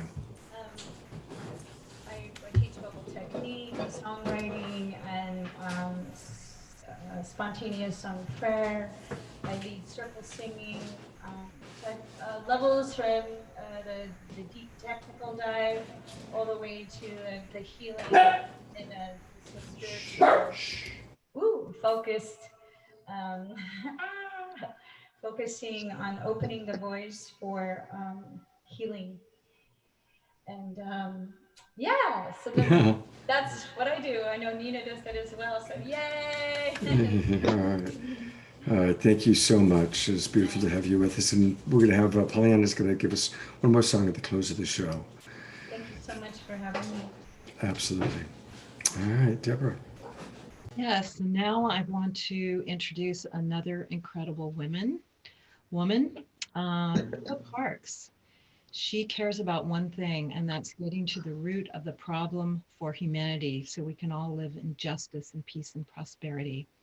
And she's also the founder and director of the Museum of Woman, which is a physical space in Irvine, California, that is for the empowerment of women. And she's a presiding priestess at the Goddess Temple of Orange County, a women's spiritual organization. And she's also an author of the Queen of Teachings for Women. And so she's going to give her perspective on what's going on now. And Eva, can you lead a short meditation for us as well at the end of your presentation? That would be wonderful. By all means, by all means. Thank you so much, Eva Parks. Well, thank you. What an amazing experience to be with you all. I ask permission of the Ahashman ancestresses, the ancestresses of this land that I'm sitting on now. I ask permission to speak. I am very grateful to be able to hear such wisdom from these wise souls, and I'm finding this event very, very nourishing. I want to say, if I may, I hope it is not out of line to say a personal thank you to honored foremother Louisa Tish. She has inspired me with her writings and with her speaking. And she does not know me from Eve, but she has influenced my life. And so for Mother Tish, I say thank you, thank you, thank you. So I am grateful to be with you all. I listened with such appreciation to Dr. Sharif. He talked about rage, and he talked about drug use. And my belief is that there are a couple of forms of rage, and there's personal rage when you're just pissed off with something that happened to you personally. But there's also sacred rage, a holy rage, when that is not coming from you personally, it is coming from your recognition that your culture is life denying and not working for everyone, and that is a sacred and holy rage, and that's what I see happening. And he talked about drug use for a moment, and I truly believe that all of these issues with drug use is the self-medication, as many believe, of the we are in such pain, so many are in such pain that we are trying to find ways to medicate ourselves. And that's why, because a normal society, an indigenous society, a matriarchal society would absolutely not use drugs in this way. They would not need to. They would be living lives of balance and joy. So all this drug use is self-medication, an expression of trying to deal with the pain. And so I was with my neighbor a moment ago, and he was commenting on the riots. And I don't really see them as riots as much as a global uprising. And I think it is completely thrilling to see in so many countries the people en masse around the world are speaking and acting. Finally, I'm old enough, I'm 65, but I vaguely do remember the riots that took place when I was a child, and that's what we thought of them, as riots. But no, it is a global uprising, and I'm so glad to be able to see this in my lifetime. Some real changes beginning to happen, and many more people are supporting Black Lives Matter now. Confederate, this was thrilling to me. Confederate statues are coming down, and people say, oh, well, don't destroy our history. Well, a statue is not history, and honoring these people is not the right thing to do. You get your history from books, and we know that history is written by the winners. So let's change the books also to reflect what the truth is. Breonna's law, I was thrilled to see, was just signed into law. No knock. The no knock policy of police is, as far as I'm concerned, domestic terrorism of the people. And even NASCAR is saying no more Confederate flags. So that is just like completely thrilling. Racism obviously is a horrific problem we must deal with. Racism, sexism, classism. There are so many seemingly individual and separate causes that we are called upon to deal with right now. And I see racism and sexism as two of the worst because they are so widespread. But, you know, let's not compare oppressions and then rank them, because that's not the right way to look at it either. There are so many cruelties in the world. I worked in the animal rights movement for a long time, animal abuse in labs and factory farms. And another issue is pedophile priests. And by the way, I'm asking that we not call them pedophiles anymore, because philia means love, and love has nothing to do with what's going on with that.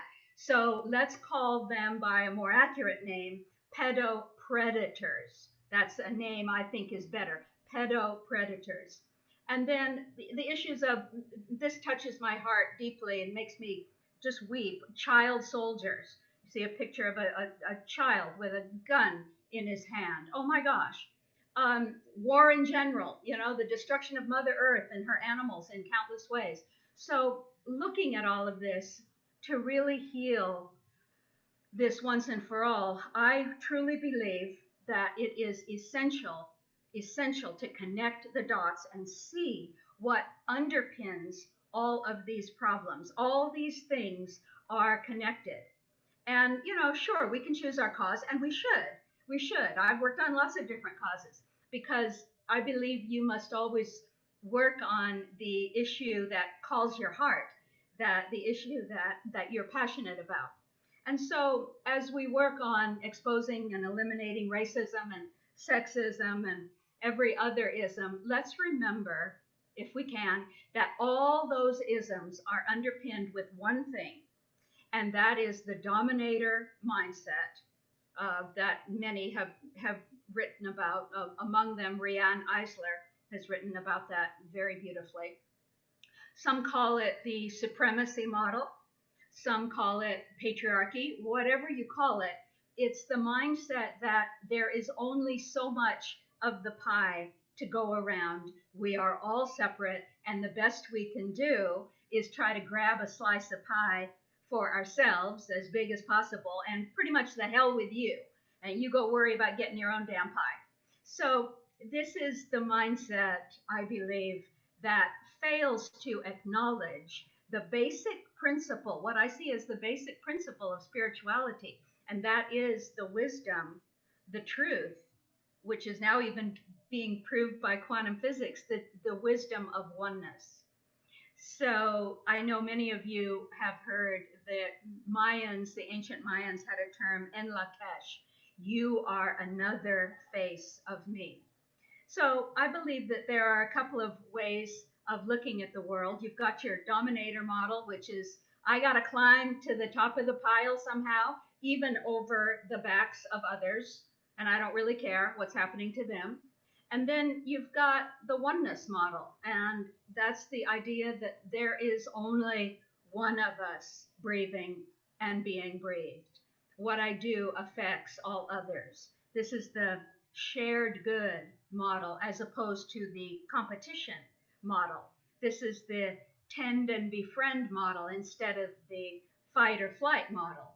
So while we are educating each other and our children about racism and sexism and classism and all these terrible ills, I ask us to focus on examining, exposing, and eliminating this core issue, the mindset of the dominator. Because the mindset that says, I have the right to use you as an object for my own purposes is at the heart, I believe, of each one of these isms. And if we get to that core, then there's a good chance that a lot of these would melt at the same time, and we wouldn't have to have a hierarchy of whose needs need to be addressed first. Everything would melt away once we see that we must live in oneness. So when we teach our children that it makes life work for all of us to acknowledge that we are in relationship with all life, that we are to hold all life in reverence, that we are to look at all as you are another face of me, then I think everything can shift. So why don't we talk about this so much? And I think it's because it's so much easier to see the daily hard reality of racism or sexism or child abuse, and it's sort of easy to point to that specific problem and say, let's handle that. And talking about the dominator model seems kind of a little abstract, and it's just harder to talk about, but it's really important. If we don't get to the root of the common cause of all these isms, we will just keep dealing with this stuff over and over again in different ways. So we have to get to the core to address each individual oppression without also pointing to the ultimate cause. I think is sort of to get lost in cutting out little individual tumors here and there and ignoring why the body keeps making cancer. So let's not talk about only racism. Let's not, and this is not to detract from this conversation, which is an utterly critical conversation to have. And the voices of people of color must be centered right now. That this is absolutely true.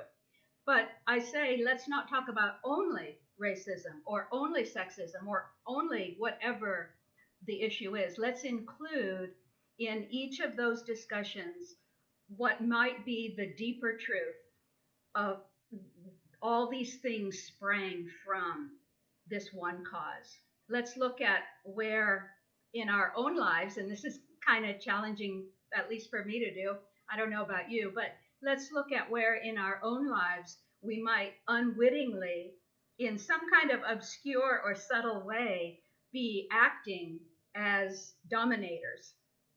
And a lot of people might say, well, I'm not that. I'm not a dominator. Well, if you don't think you are, I would ask many people to check your dinner plate. So let's call it out when we see it in society, gently and lovingly and compassionately, with fierce compassion. Let's include this as a part of the conversation in every protest that we go to. And I believe in protesting. I'm an old protester from way back. I've run a couple hundred protests myself, and I think these protests are this global uprising is really making real change.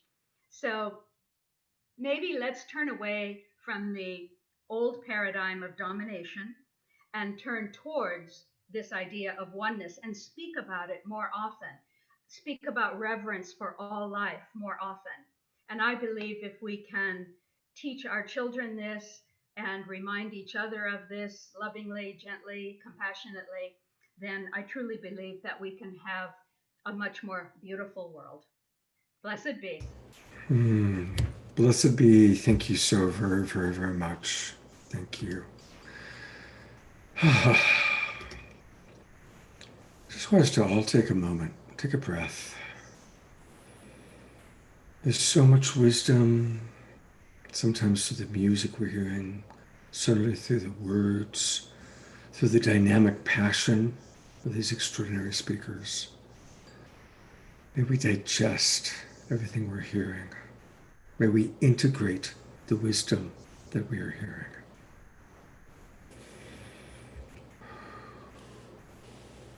I want to thank our sponsors. And again, one of the wonderful people that has been showing all of our shows is Awake TV Network. It's a wonderful new consciousness raising television network. Kind of imagine a spiritual Netflix, and really want to encourage people to check out the Awake TV Network. They carry all of our shows. They're their Love Coach Academy channel. So we're really grateful for them. And there's also, you've heard me mention a couple of times, Light Touch. And Light Touch is where we do affirmations, we give thanks for blessings, we give thanks for the miracles in our life. And we can do it by ourselves, or we can do it with others. It's a way of calming our nervous system. And God knows we need to find that balance. There's times to be dynamically passionate, as we're hearing some of our speakers talk about. And there's times to go within and to really slow down, relax our nervous system, whether it's through meditation or any of the spiritual practices. So I'm just going to show a really sweet little light touch video that Sherry created. And as we're watching this, putting our hand on our heart perhaps, or perhaps on our frontal lobe, like Kenny Johnson talked about, the importance of coming into our frontal lobe, the empathy center of the brain, the observer part of the brain. Let's all integrate this wisdom that we've been hearing from Louisa and Ava and all the other speakers as we bring in a little bit of light touch.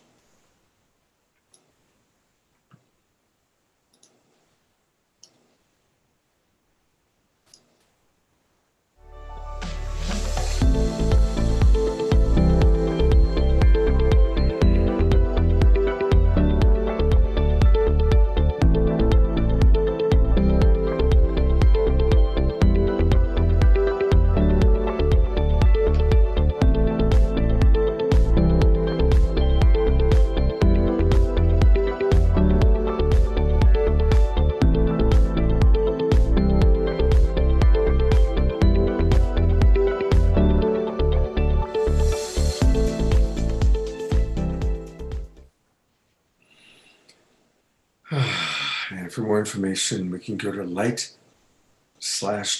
me. Or tune into Love Coach Academy, where we have a lot of programs that we're showing, and we're going to be doing more and more light touch. I want to thank the people that are donating to our GoFundMe, and I'm going to read the names of those people in a few moments. And we're going to have this as kind of our mid-show announcements. So we're going to hear from Deborah, we're going to hear from Ken, we're going to learn a little bit more about some of the people that we have supported. And then we're going to be back with some music with Fantuzzi and Narissa. So to carry on, here's my partner, Deborah. Thank you, Scott. And I do want to thank all the donors. We are doing this with the gifting economy of gifting you this amazing show. And we request that you donate generously to us so that we can continue the broadcast and fund amazing organizations like Dream Corps, like we're doing today. And I want to let you know that we do provide the replays for this show. If you signed up on Zoom, you'll get an email on Monday that will give you the replay. And also, we hope to continue in the summer, and we'd like to know what you think about the show, any ideas you have on speakers, on topics, and how this has been for you. So we have a survey, and I'm going to put that in the chat room, and it'll also be on the email that you'll get on Monday with the replays, because we'd love to hear from you. All your ideas that you've given us have been really helpful. We've utilized it, and it takes a village. So this has helped us to produce the show going forward.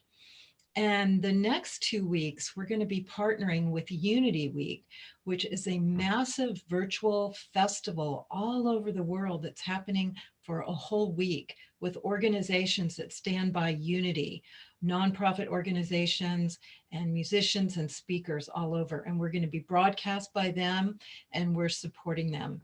We're also going to be broadcast by Global Days of Unity, and we're also going to be in collaboration with Earth Dance International, which is doing their Earth Dance Manifestival on June 21st. So we're going to be collaborating and working with them. This virtual reality is a fertile ground for high-level collaboration, which is so wonderful, that helps get our messages out to the world. It's really amazing. And now we're going to share a little bit more about how our GoFundMe works and the people that we've supported, because we've been able to raise thousands of dollars to pass on to GoFundMe recipients in our organization, and actually people as well. So Scott, would you like, Ken, would you like to come on? He has been working with this. And here's some of the organizations that we've been able to give $1,000 to each that have been supporting our communities during the COVID crisis, as well as throughout the whole situation, and the Dream Corps now. Ken, would you like to speak more? Sure. So basically what you're looking at is all the nonprofits that we funded to, as Deborah said.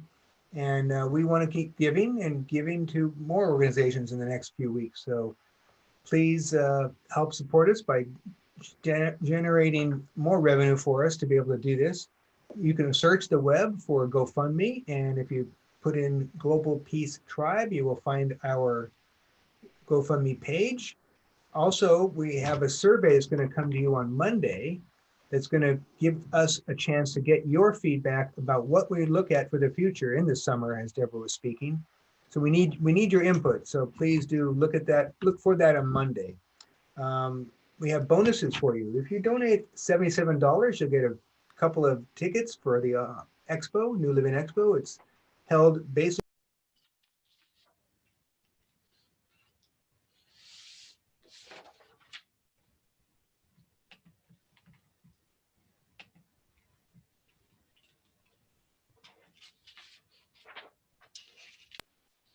Okay, so you missed all.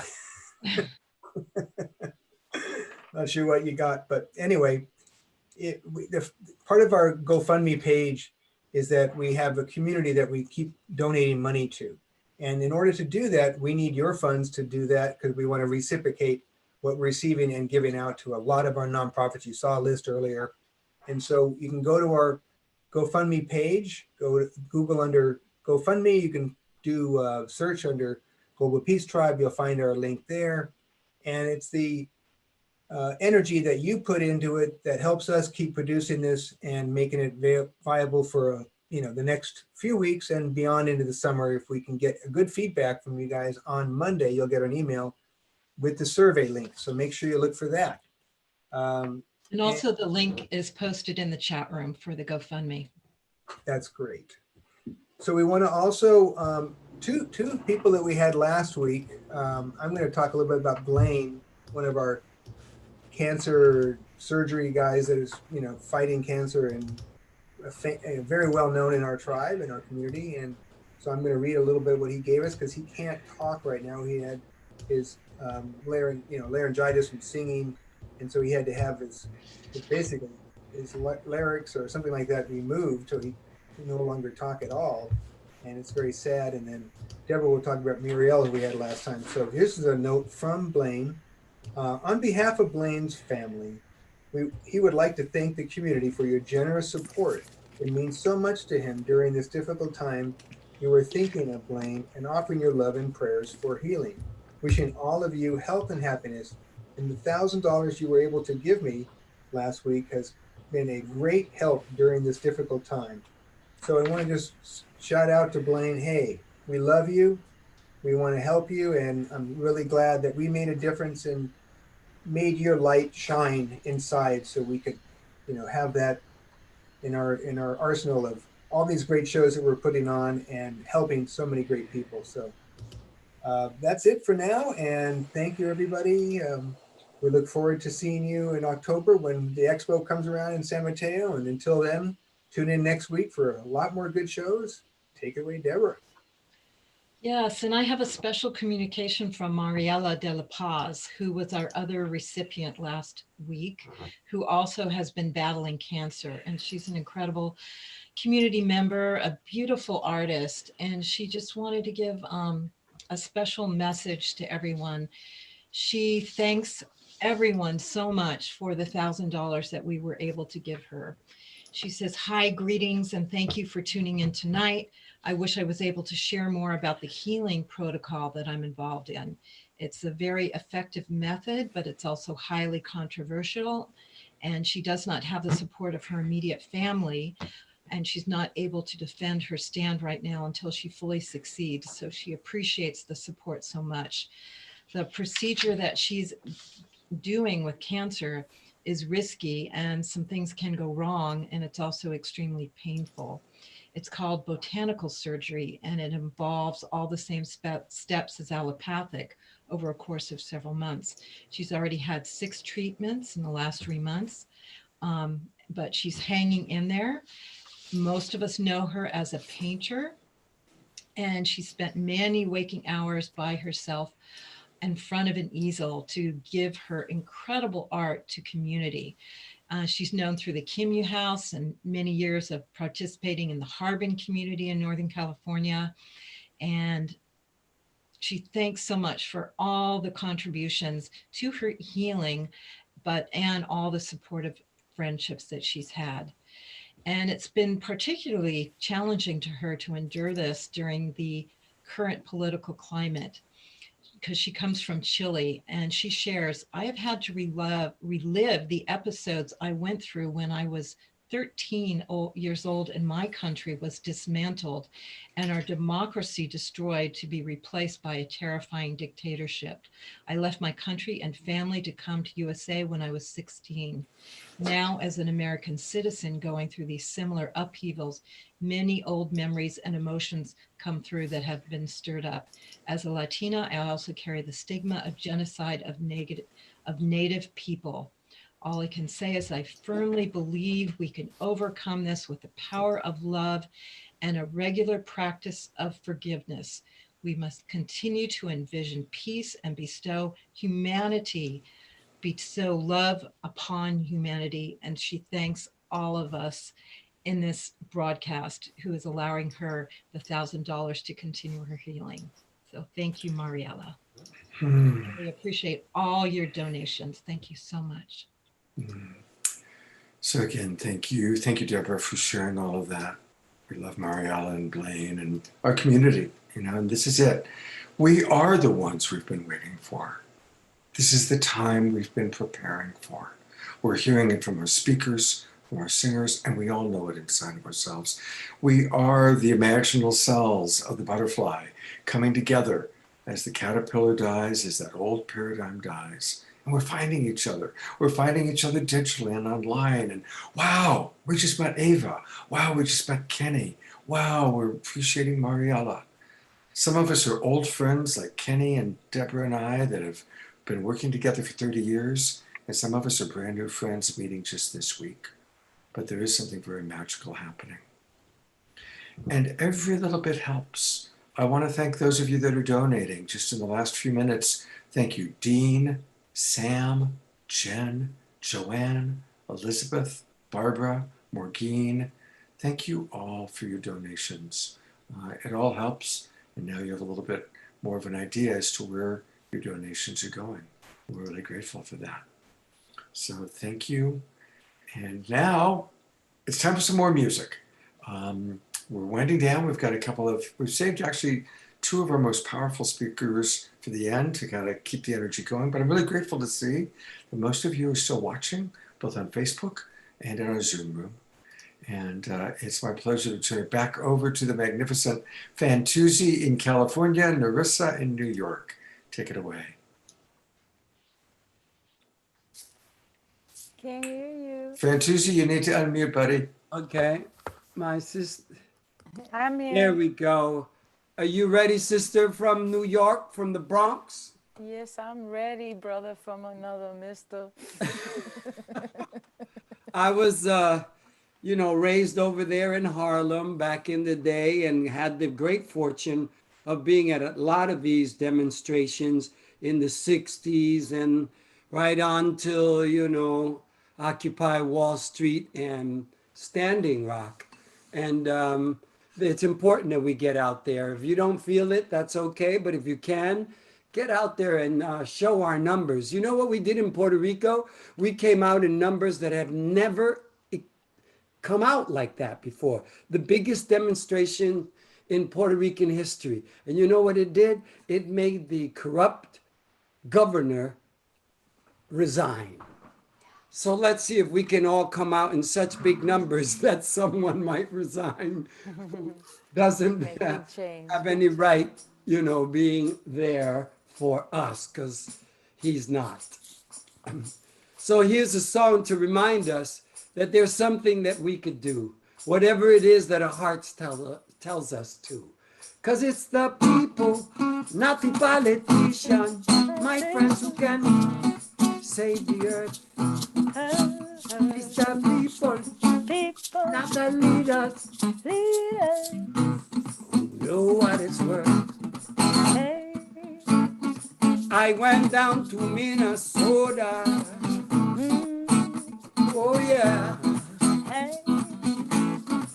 Like everybody's seen all that crazy violence, and the bureaucracy's not helping. They cannot make this plan so sound. That's why, my friends, I'm here, and my sister Narissa and the family, to get the message around that it's the people, not the politicians, save the earth. It's the people, not the leaders, who know what it's worth. Mamacita, son la gente y no los políticos. Mira que pueden salvar nuestra tierra.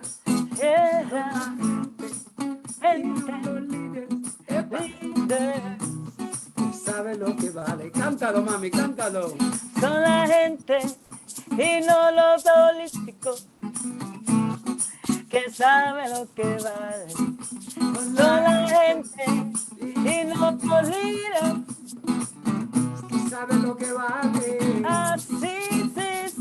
The people, Ay, ay. politicians, my people can save the earth. It's the people, and it takes all of us. Because we all know what it's worth. Shake that maraca. Let us go.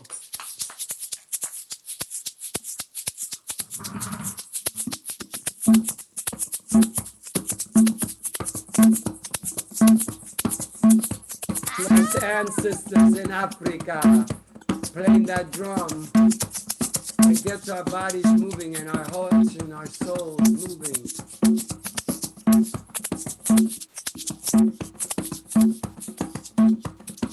Aye, oh. Aye, oh, oh.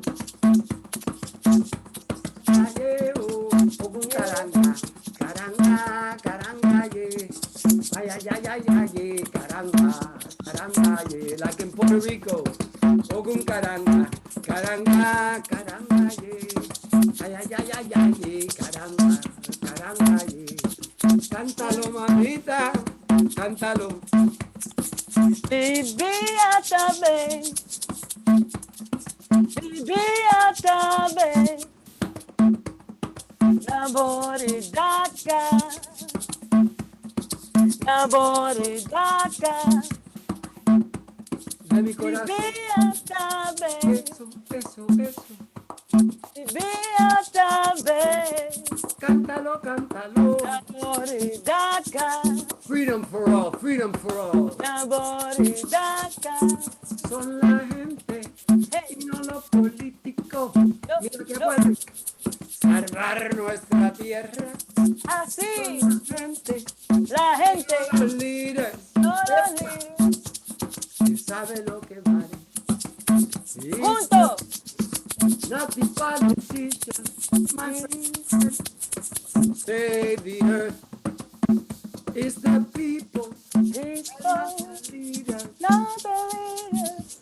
who know what it's worth. Who know what it's worth. Así, así. You know what it's worth. I know what You it's know worth. what it's worth. So come We on, know what it's do worth. what you can, family. Do what you can. Yeah, yeah, yeah, yeah, yeah, yeah, yeah, yeah, yeah. Yeah. Ay, qué bueno. Ay, Y estamos, ay, toda la gente, all manos arriba. the red, black, white, yellow, brown, rainbow children all around.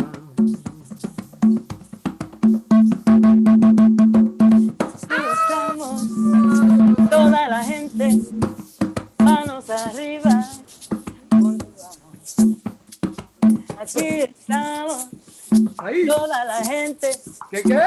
manos arriba, Eso. con tu amor. Con tu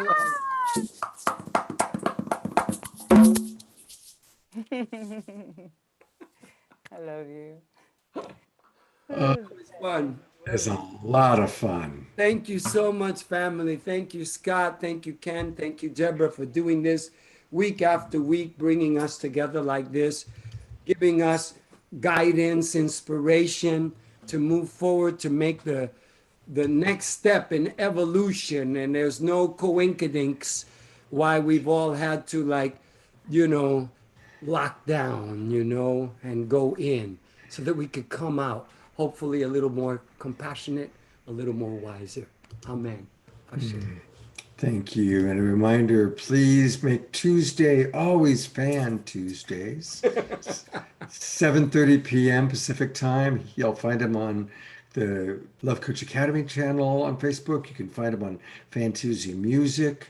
And also, please consider contributing. He's come a long ways, but he still's got those little buggers, those little Lyme guys. Lyme disease is still in me, but thank God the symptoms are gone and I'm feeling more better. Is that why you're wearing a lime green shirt, to kind of pull them out, maybe to draw them out? So that I don't forget, the battle's not totally won till all of us make it home. That's what the Bodhisattva love warrior is about. Don't leave anybody behind. Bring everybody home. God bless you, Fan Tuesday. I love you so much. Thank you for being with us. Thank you. Last week, in anticipation of what we were going to do this week, and seeing what was going on in our country, we played a video with Van Jones. And of course, Van Jones is the founder of Dream Corps, who we're supporting tonight. And in the video, he talked about the importance of mentorship, that a very specific solution was mentorship.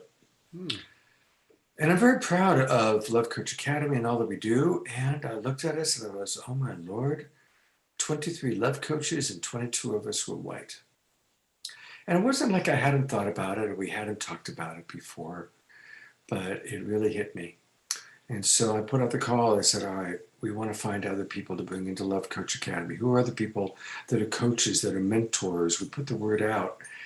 And one of the people that we were blessed to find was Michael Dyer. And I met Michael a week ago. We had a beautiful conversation last Sunday, and I asked him if he'd be on my Friday night show that I did last night, and of course, if he'd be with us tonight. And honestly, I decided to have Michael kind of towards the end of the show because he's so dynamic and he's so powerful. What he has to say, I knew if we have Fan Tuesday playing music and Michael speaking, that'll get everybody's energy going. It's better than espresso. Michael's worked with clients ranging from inner city youth, foster children, juvenile delinquents, college-bound teenagers. He works in public and private schools, universities, corporations, drug and alcohol rehabilitation centers, and staff development workshops. He's working to implement and facilitate after-school curriculums for students of different age groups and working with young scholars. I love that terminology. Working with young scholars is his passion. He's accomplished a lot in his life. And what's remarkable is when you hear how his life began. So Michael, thank you so much for your patience. Thank you so much for your service to our world. And thank you for being with us tonight. Thank you. I recognize right now that the presence and power of God that is everywhere, all powerful, all knowing, is moving through each person that is hearing my voice, that is in the range and all over the world, that this presence, this power, that is God, there is nothing else. There's only the love and the power of God that exists. And I'm standing in that love. I'm standing in that beauty, knowing right here, right now, all is well. I asked myself, why me? Growing up, why me? And I asked myself, is this a setup? Am I being set up? As I think about when I was a kid that my mom and dad abandoned me, and I said, why me, God? Why me? I think about growing up and going to bed hungry. I thought about the fact that my life was full of just survival, scarcity. Now that does something to a young kid, because you try to tell me to go to school and study when I'm hungry. You're trying to tell me that, you know, to thrive when all I want to do is survive. So if I grow up in a world where I'm just trying to survive, can I really dream big? No, I got to settle, because I got to think about what I need right now. What I need right now. What do I need right now? I can't dream big. I can't say when I grow up, I'm going to be this. I'm just trying to get by the day. And I noticed that everyone in my neighborhood and everyone was feeling that same thing. It was all about survival. And I remember I was so hungry because my grandmother's check had ran out, and I was hungry. I'll go to the neighbors and I would sit around and hope that they offer me something to eat. And I would do that every other night until the family said, you know what, Michael, you got to go home, because they were trying to survive as well. So I think about that my life is it a setup? Is it a setup? You know, do people have the power to make me hate myself? Because I hated myself. I hated who I was. I hated the way I look. You know, I remember looking in the mirror, my grandmother had this Ambi skin cream, and I would put it on my face. And what it does, it makes you lighter. I would walk to school, and I would go to school, and I'd make my lips smaller. I'll make my eyes smaller. Why was I doing that? Why was I doing that? And I remember growing up, and they were saying, Black is beautiful. You know, Black is beautiful. And I realized the only reason I need to say Black is beautiful because I don't believe that it is. That's why I do it. The only reason I need to say Black Lives Matter because I don't believe it is. And when I saw the white people in the valley holding up their signs, they said Black Lives Matter. And what I heard that your life matter. Your life matter. And it touched me. Because all my life, I guess I wanted somebody to tell me my life matter. Because as a kid, all my heroes was white. You know, I want to be Superman, dog. She got the cape on. I'm Superman. I want to be Batman. I want to be Tarzan, King of the Jungle. I want to be that cowboy. You know, take care of those Indians when I was the Indian. I had bought into the illusion so big that it was unbelievable. I bought into it until I realized that, you know, you can't have that. You're not that color. You can't have that. I didn't know it at first because I didn't see color. I thought like I could be Superman, right? I could be the king of the jungle, right? And so this hate in me building up. And I remember being so hungry one night. I was during the daytime, and I saw the bigger kids, you know, take bottles to the store, and they would sell it and get money, you know. And I remember being really hungry. My stomach was growling and stuff. And my grandmother, there was nothing in the refrigerator either. And I called my grandmother Big Mama. So because Big Mama took me in, and she didn't have a job. She took me in, and to me, she taught me unconditional love because she took me in not knowing how she was going to take care of me. It was based on love. It was based on totally love that she took me in. And I realized I went into the kitchen and I went outside and I found these bottles. I was like 7 years old. I'm getting these bottles. I'm about to get me some food. I'm about to get me some cookies. You'll give me a soda. You know, I'm gonna share with my grandma. So I get these bottles, right? And I'm telling you, my hands were hurting because they were so heavy. And as I was on my way, I get halfway there and I was going through this alley type of place, and this guy stops in front of me. And he takes my bottles. I got to get my bottles back. And he started walking away with my bottles. He walked away with my bottles, and we end up behind an abandoned building. He didn't want my bottles. And at that moment, I became a victim. I became a victim. I wasn't even safe. I wasn't safe. I'm not safe. I'm in an environment where I'm not safe. And I was scared and I was terrified. My grandmother, she made me go back outside and she walked behind me with a big stick. And I said, Big Mama, I don't want to go out there. So, baby, you got to go. You got to walk. Go back down that same road, the road where your power was taken away. You go down that same road. She walked behind with that stick. Now, all this time, I'm asking, I'm like, okay, but she taught me something. She made me go anyway in spite of the fear. So, but at the same time, I believe this is crazy. The whole time that I had my grandmother, I was longing for my mother and father. Where my dad at? Where my mom at? Where my father teach me how to be a man? My mom, where are they? And so I turned about 17 and I heard a voice that night. It was a Sunday night. And the voice said, go tell your big mama you love her. I said, no, she knows. Some said, go tell your big mama you love her. I said, nah, she knows. So I go to school the next day. And when I come back, my grandmother's in the hospital. And she dies that Friday. And I never got a chance to say, I love you. The only person that believed in me, the only person that took me in, I didn't get a chance to, because in our house, we didn't really use that word, I love you. We showed it. And I remember that I had lost my everything. And so I went to the kitchen, I got a knife. It's a butcher knife. And I held it. I just needed to kill the pain inside of me.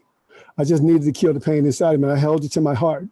And as I was about to push it into my heart, the room lit up. The room lit up. And I saw my baby picture, that same picture that my grandma must have saw in me when she saw me. And I looked at that picture and realized that I wasn't just killing me, but I was killing that baby. He still exists.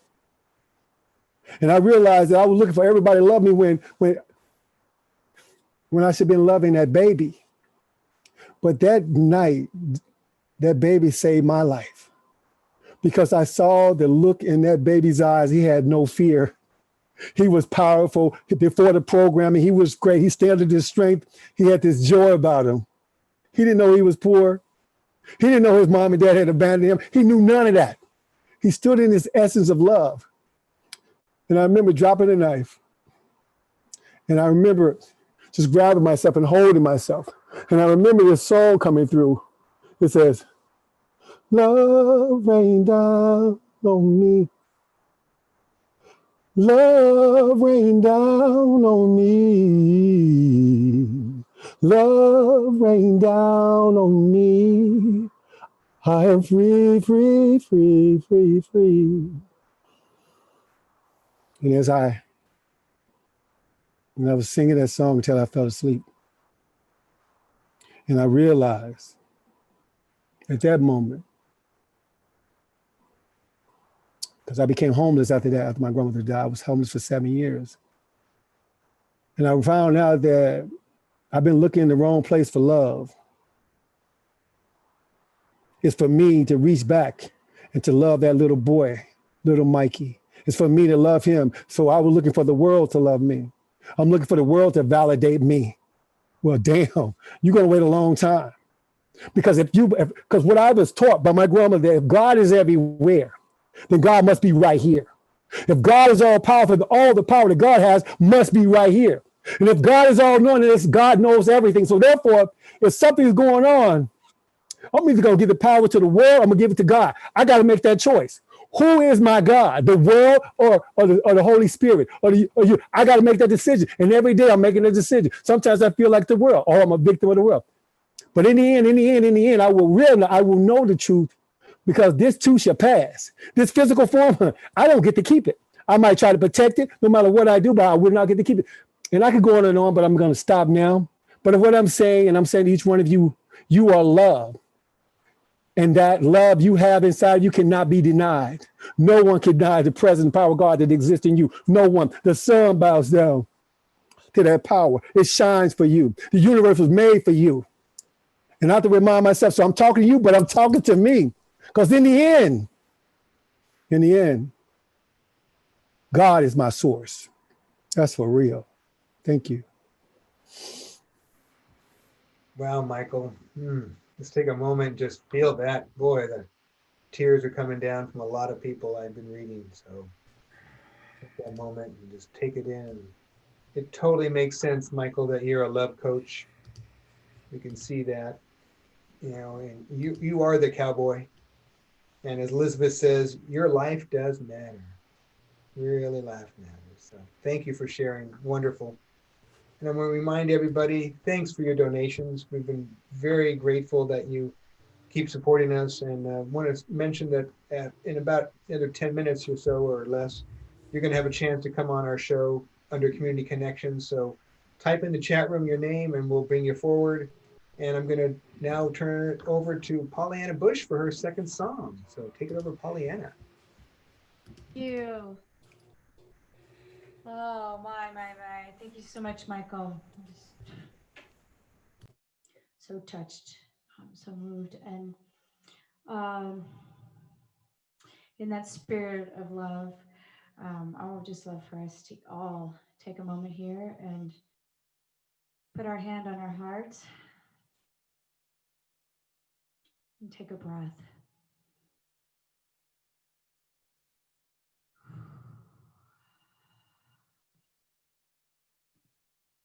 Yeah, we need to find that self-love first. You know, put the oxygen mask on ourselves first and find that really, really deeply. And so this song is really about self-care and sacred work. It's called Sacred Work.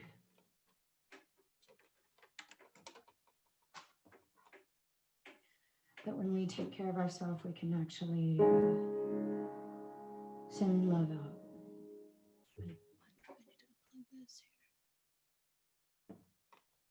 Sorry, something strange going on with my sound just for a second there. Okay.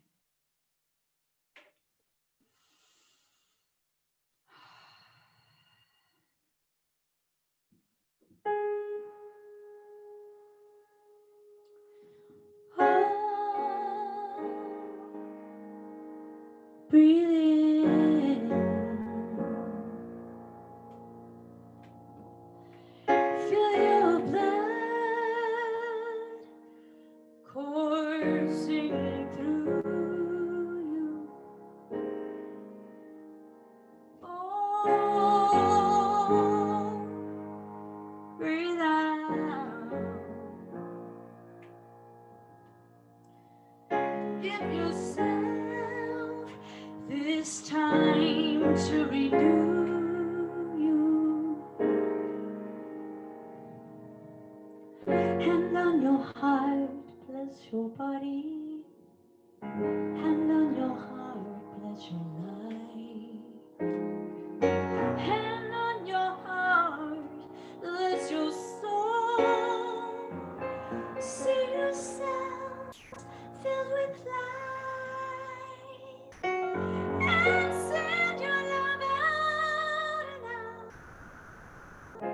It's time to heal, time to sound, time to let yourself be heard. This is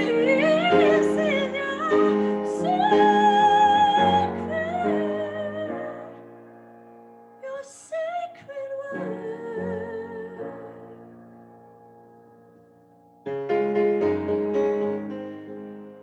Send your love, send your love, send your love.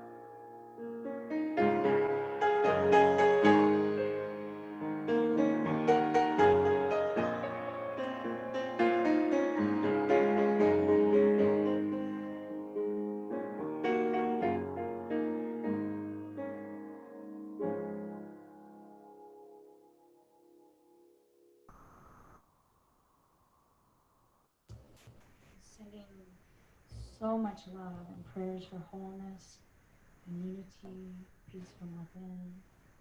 Peace without. Thank you so much, Pollyanna. Again, you can learn more about Pollyanna. It's very simple, pollyannabush.com. POLLYANNA Bush.com. And thank you, Pollyanna. Thanks for being with us. Thank you so much for having me. You know, I also want to acknowledge we didn't get a chance to talk about Michael's book.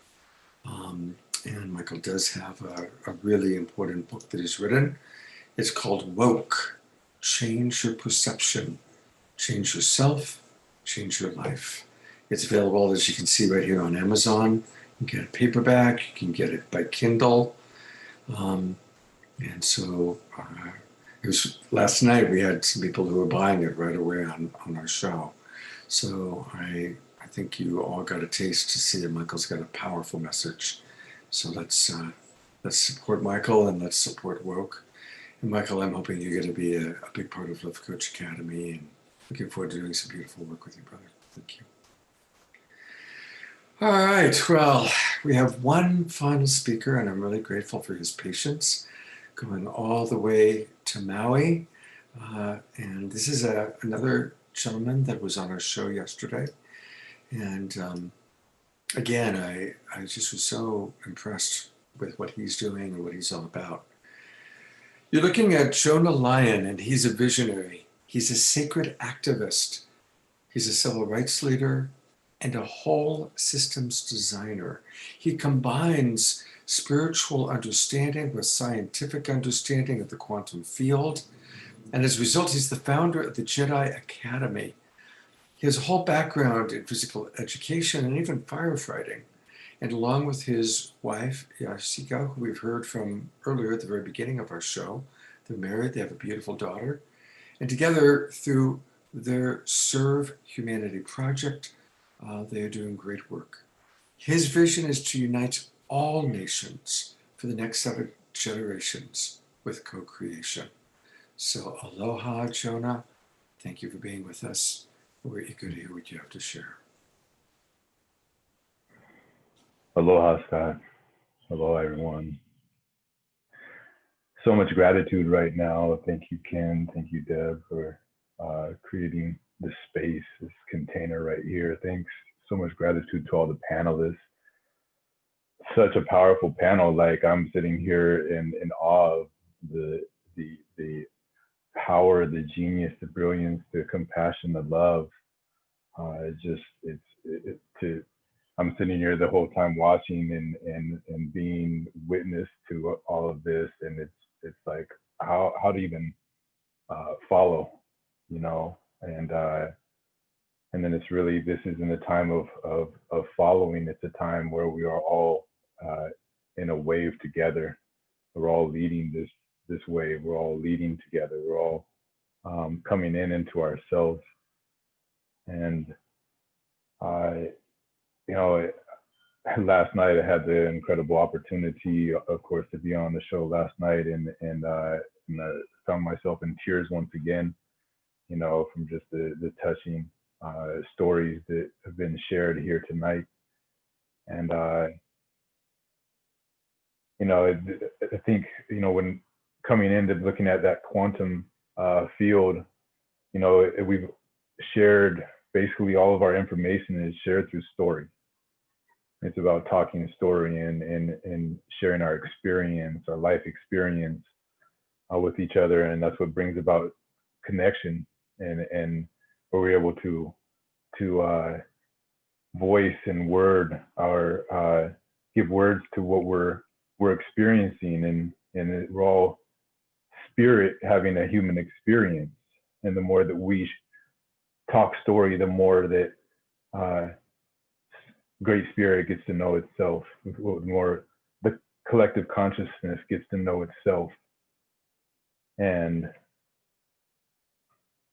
what came through as I listened was I just wanted to, I couldn't do anything other than what comes through for me, and is starting to write down and put things into words and drop into some poetry. And so I think that's what was coming up for me that I would like to share, because it's what was the integration of what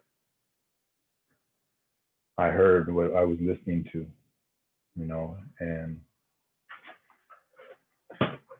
so, and this is written down, so excuse me in dropping into this, and I hope all y'all appreciate. And so it starts this way. Spiral dynamics flowing for freedom. This is the next evolution. The whole world's call to action. A neural pathway home, honoring our Mother Earth. To express the word.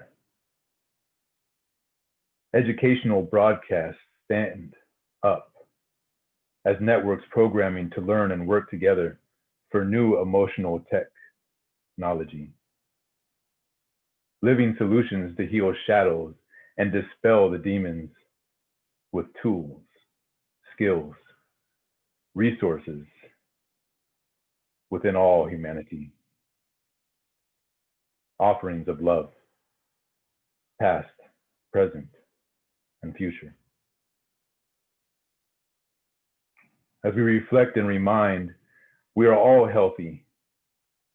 We're all kin of who we truly are, neighbors. Love thy neighbors as instruments of peace, children of Jaja. Natural humans, the goddess, Godhead, spirit experiencing warriors of the rainbow and the life it creates as a Hopi prophecy. We are radically remembering initiations of reverence, warrior. Recreating with 12 universal laws, principles restoring equality, moving us forward with justice and song. Evolving as time, changing history as we nurture our humanity with victories over sin to become one tribe only now exists because love always wins.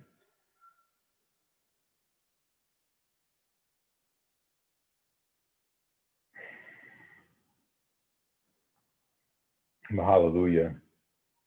There's so much gratitude and giving thanks for this presence of everyone being present, to all the viewers, to all the panelists, to the co-creators of this space, to the here and now, to this moment, this opportunity.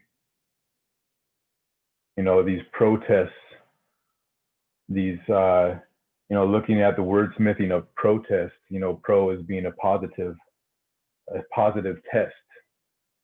This is a test for us right now to rise together, to unify together, to come in to our awakening, to come into our oneness, to recognize and remember our sovereignty, to reclaim our sovereignty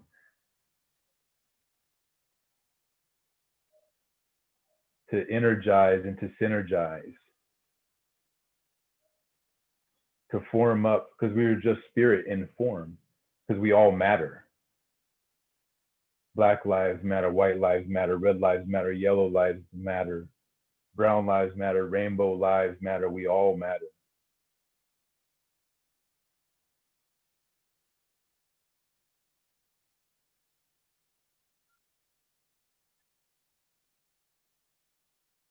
Yeah.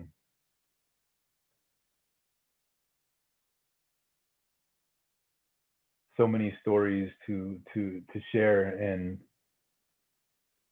for me, I'm really taking a space where I have enjoyed listening because I feel so connected through that. And as I was thinking about that, I had moments in time in this and listening, and started to have some anxiety come up inside of me, and I had to go back into where that anxiety came from, and it boiled from that childhood, the inner child, for me, where from coming from an interracial marriage and black and white, and the time and period and place and environment that I lived in, and not feeling accepted or that I belonged to either one. So I didn't know who I was.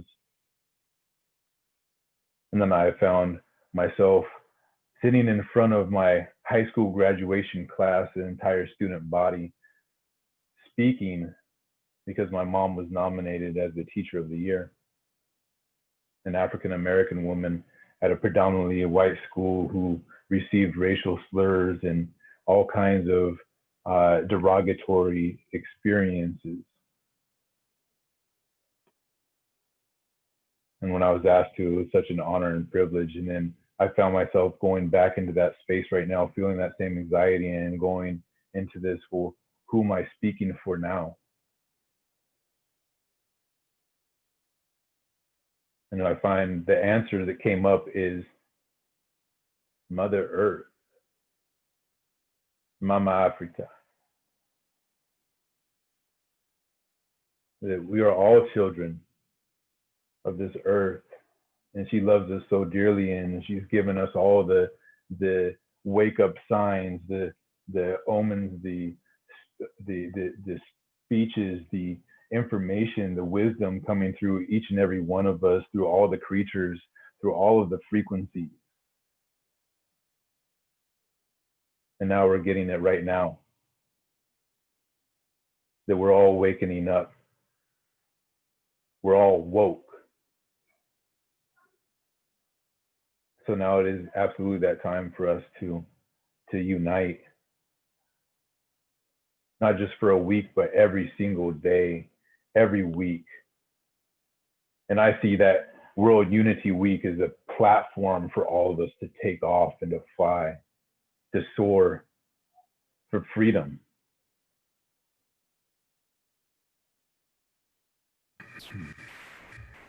Let freedom ring.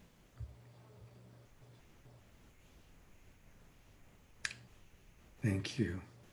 Aho, metakoe ase. Thank you in so all of our much. relations. Thank you so much.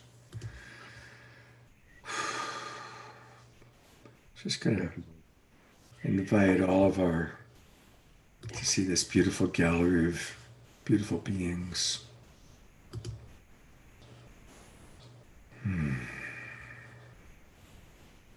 Thank you, Jonah. Thank you, Kenny. Thank you, Michael.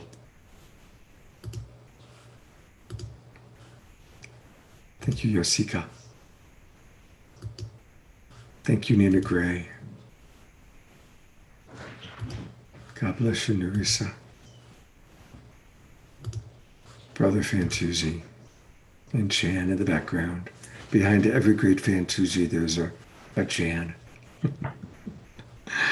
Thank you, Ava Park.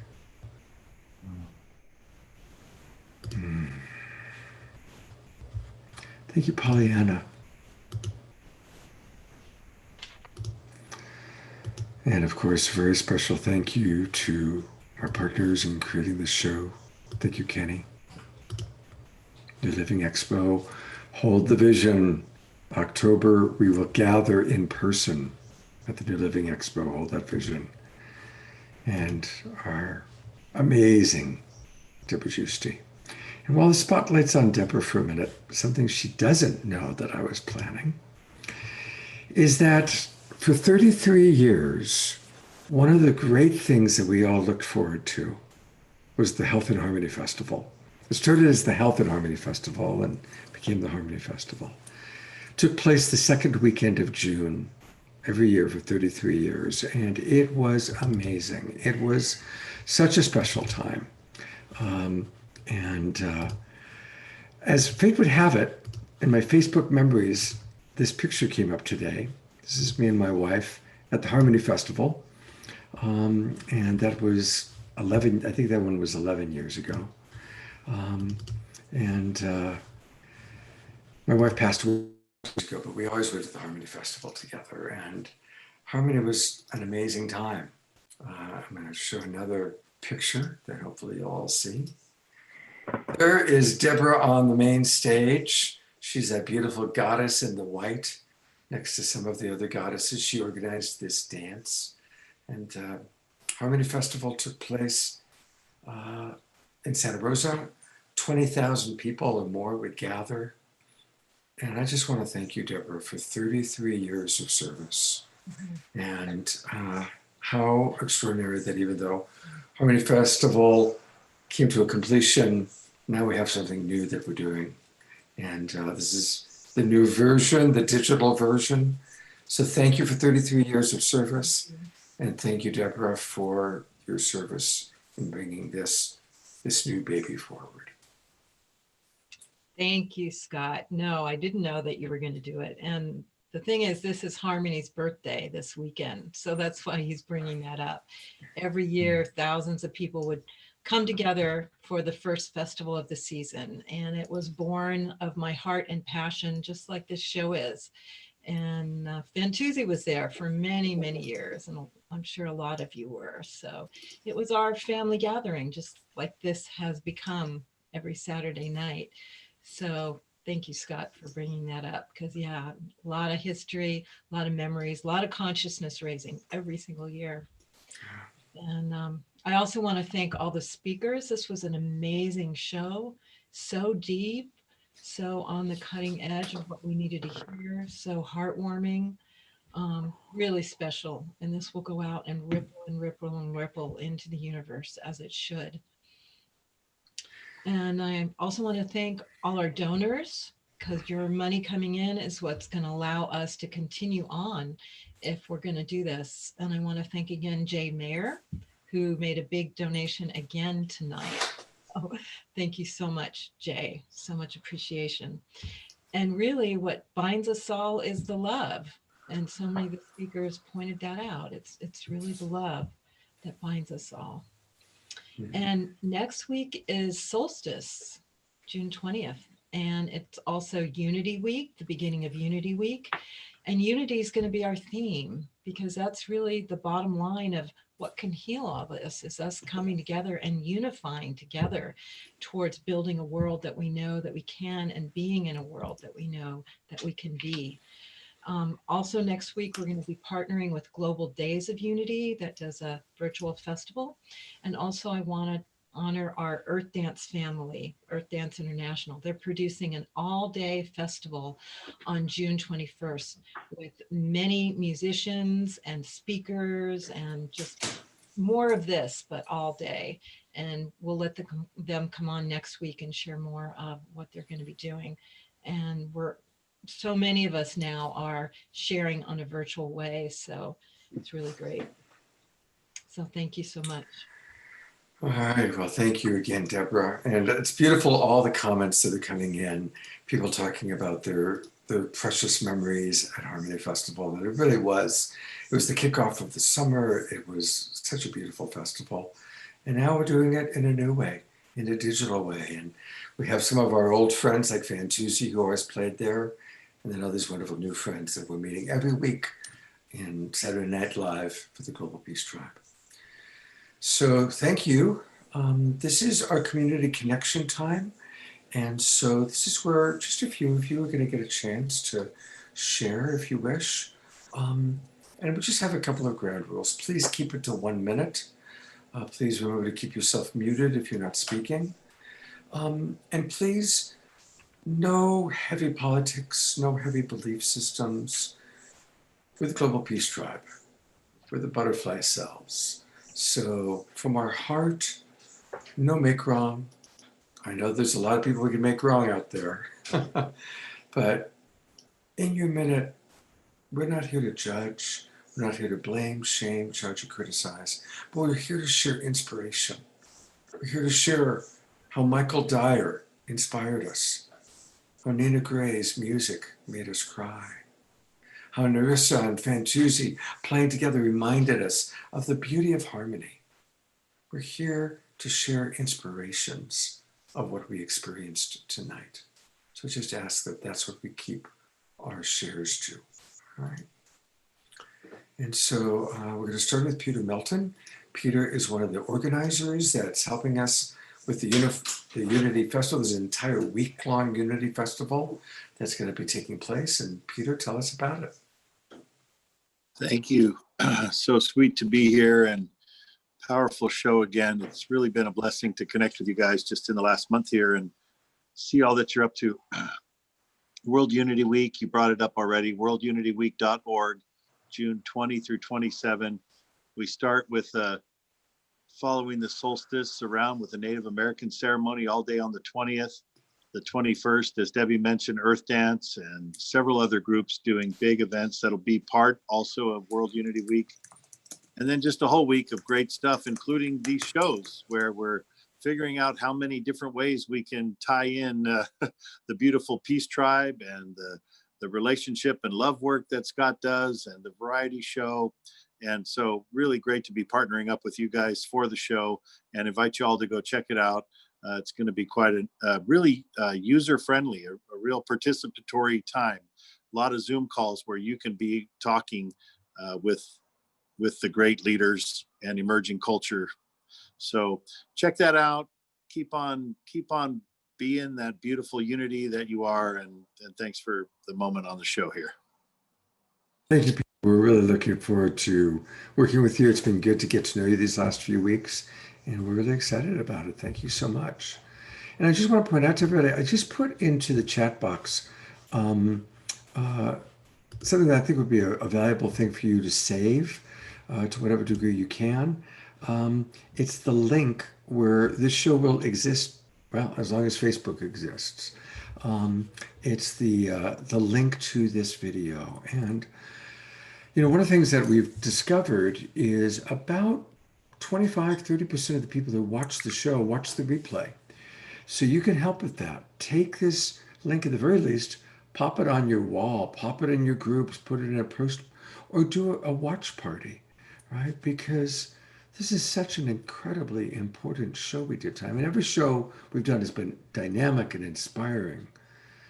But this is a show where we're introducing a lot of important voices that might not be as famous as Marianne Williamson or Deepak Chopra, but are so important for us to be listening to.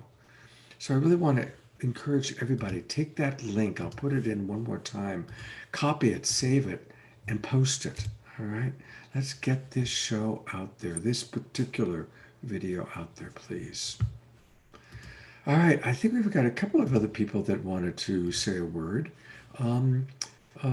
Saskia, were you wanting to say something? Spotlight's on you. There you are. Yes. And I hadn't expected this. And this is, I don't know if I can do what you are requesting. It's a bit heavy what I want to say. It might be taken as blaming. It might be a bit naming. Because I want to share something that triggers me in the show, but I want to do it. I want to, it comes from love.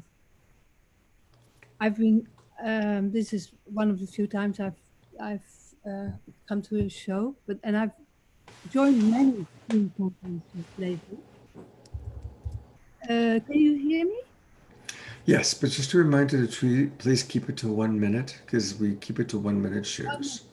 I have a request to shows that start and teachings and invitations that start in the United States. Do not call it global when it's not global yet. It feels, I've spoken about this with many people, it feels, I don't know, it hurts somewhere.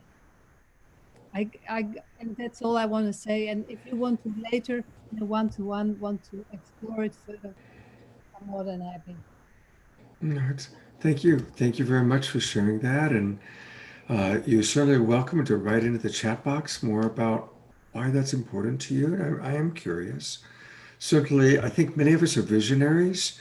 And so we are wanting to reach out to the world. And although most of the people watching are from this country, we actually have had people from all over the world watching. There's a woman from Norway that has started coming to all of our shows. And I know that when the chat box and we ask people where they're coming from, we've had people from Europe, people from India. So we are reaching more and more people, and we want to reach more. But all voices are appreciated. And thank you, Saskia. Is there anyone else that's wanting to share? I am going to pull up, take a look at gallery view. And this could include any of our speakers that have already spoken. Jan, are you wanting to speak? Jane Kaplan? No. Okay. If anybody else can, I'm going to put the spotlight on you, brother. Well, I wanted to say something too about 33 years of Harmony Festival. That's I remember going almost every year, and it was something that we always look forward to because afterwards we go to Harbin and take Mulberry.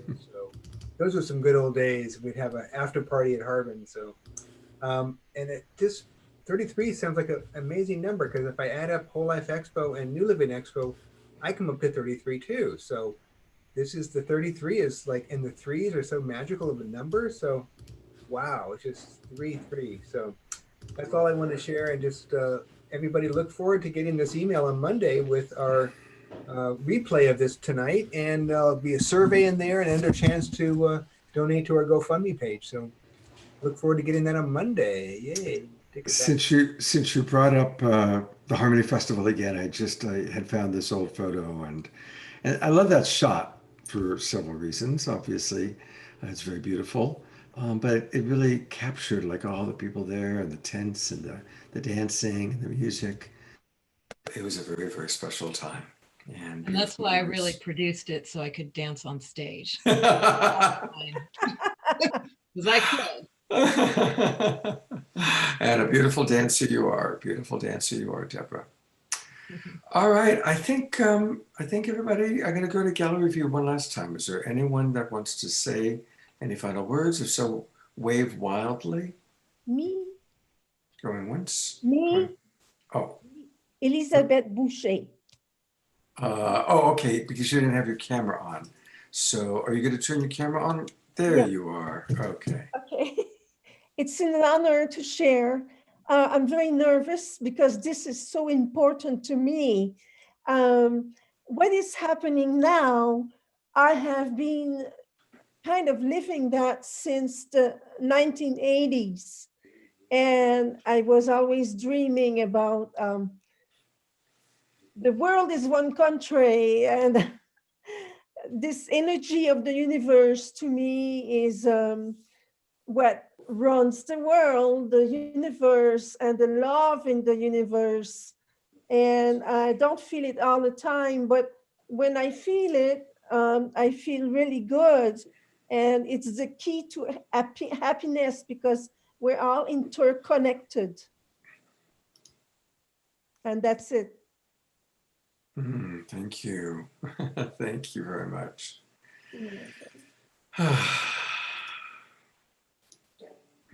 Thank you. All right. Well, please remember Love Coach Academy every day, 9 o'clock in the morning, 6 o'clock in the evening Pacific time. Tomorrow morning, I actually lead what I call Secret Sundays, where we're going to be sharing a little bit about this. What experience, I'm going to share some highlights from this. Join us next week for an amazing show. We've got some beautiful speakers. It's going to be very powerful, the summer solstice and unity. Thank you again, all of you, for watching. I love it. We still have 150 people in the webinar room, and clicking over. We got a lot of people still watching on Facebook. Thank you, everybody. What a beautiful family. What a beautiful tribe we get to be a part of. Namaste. Good night.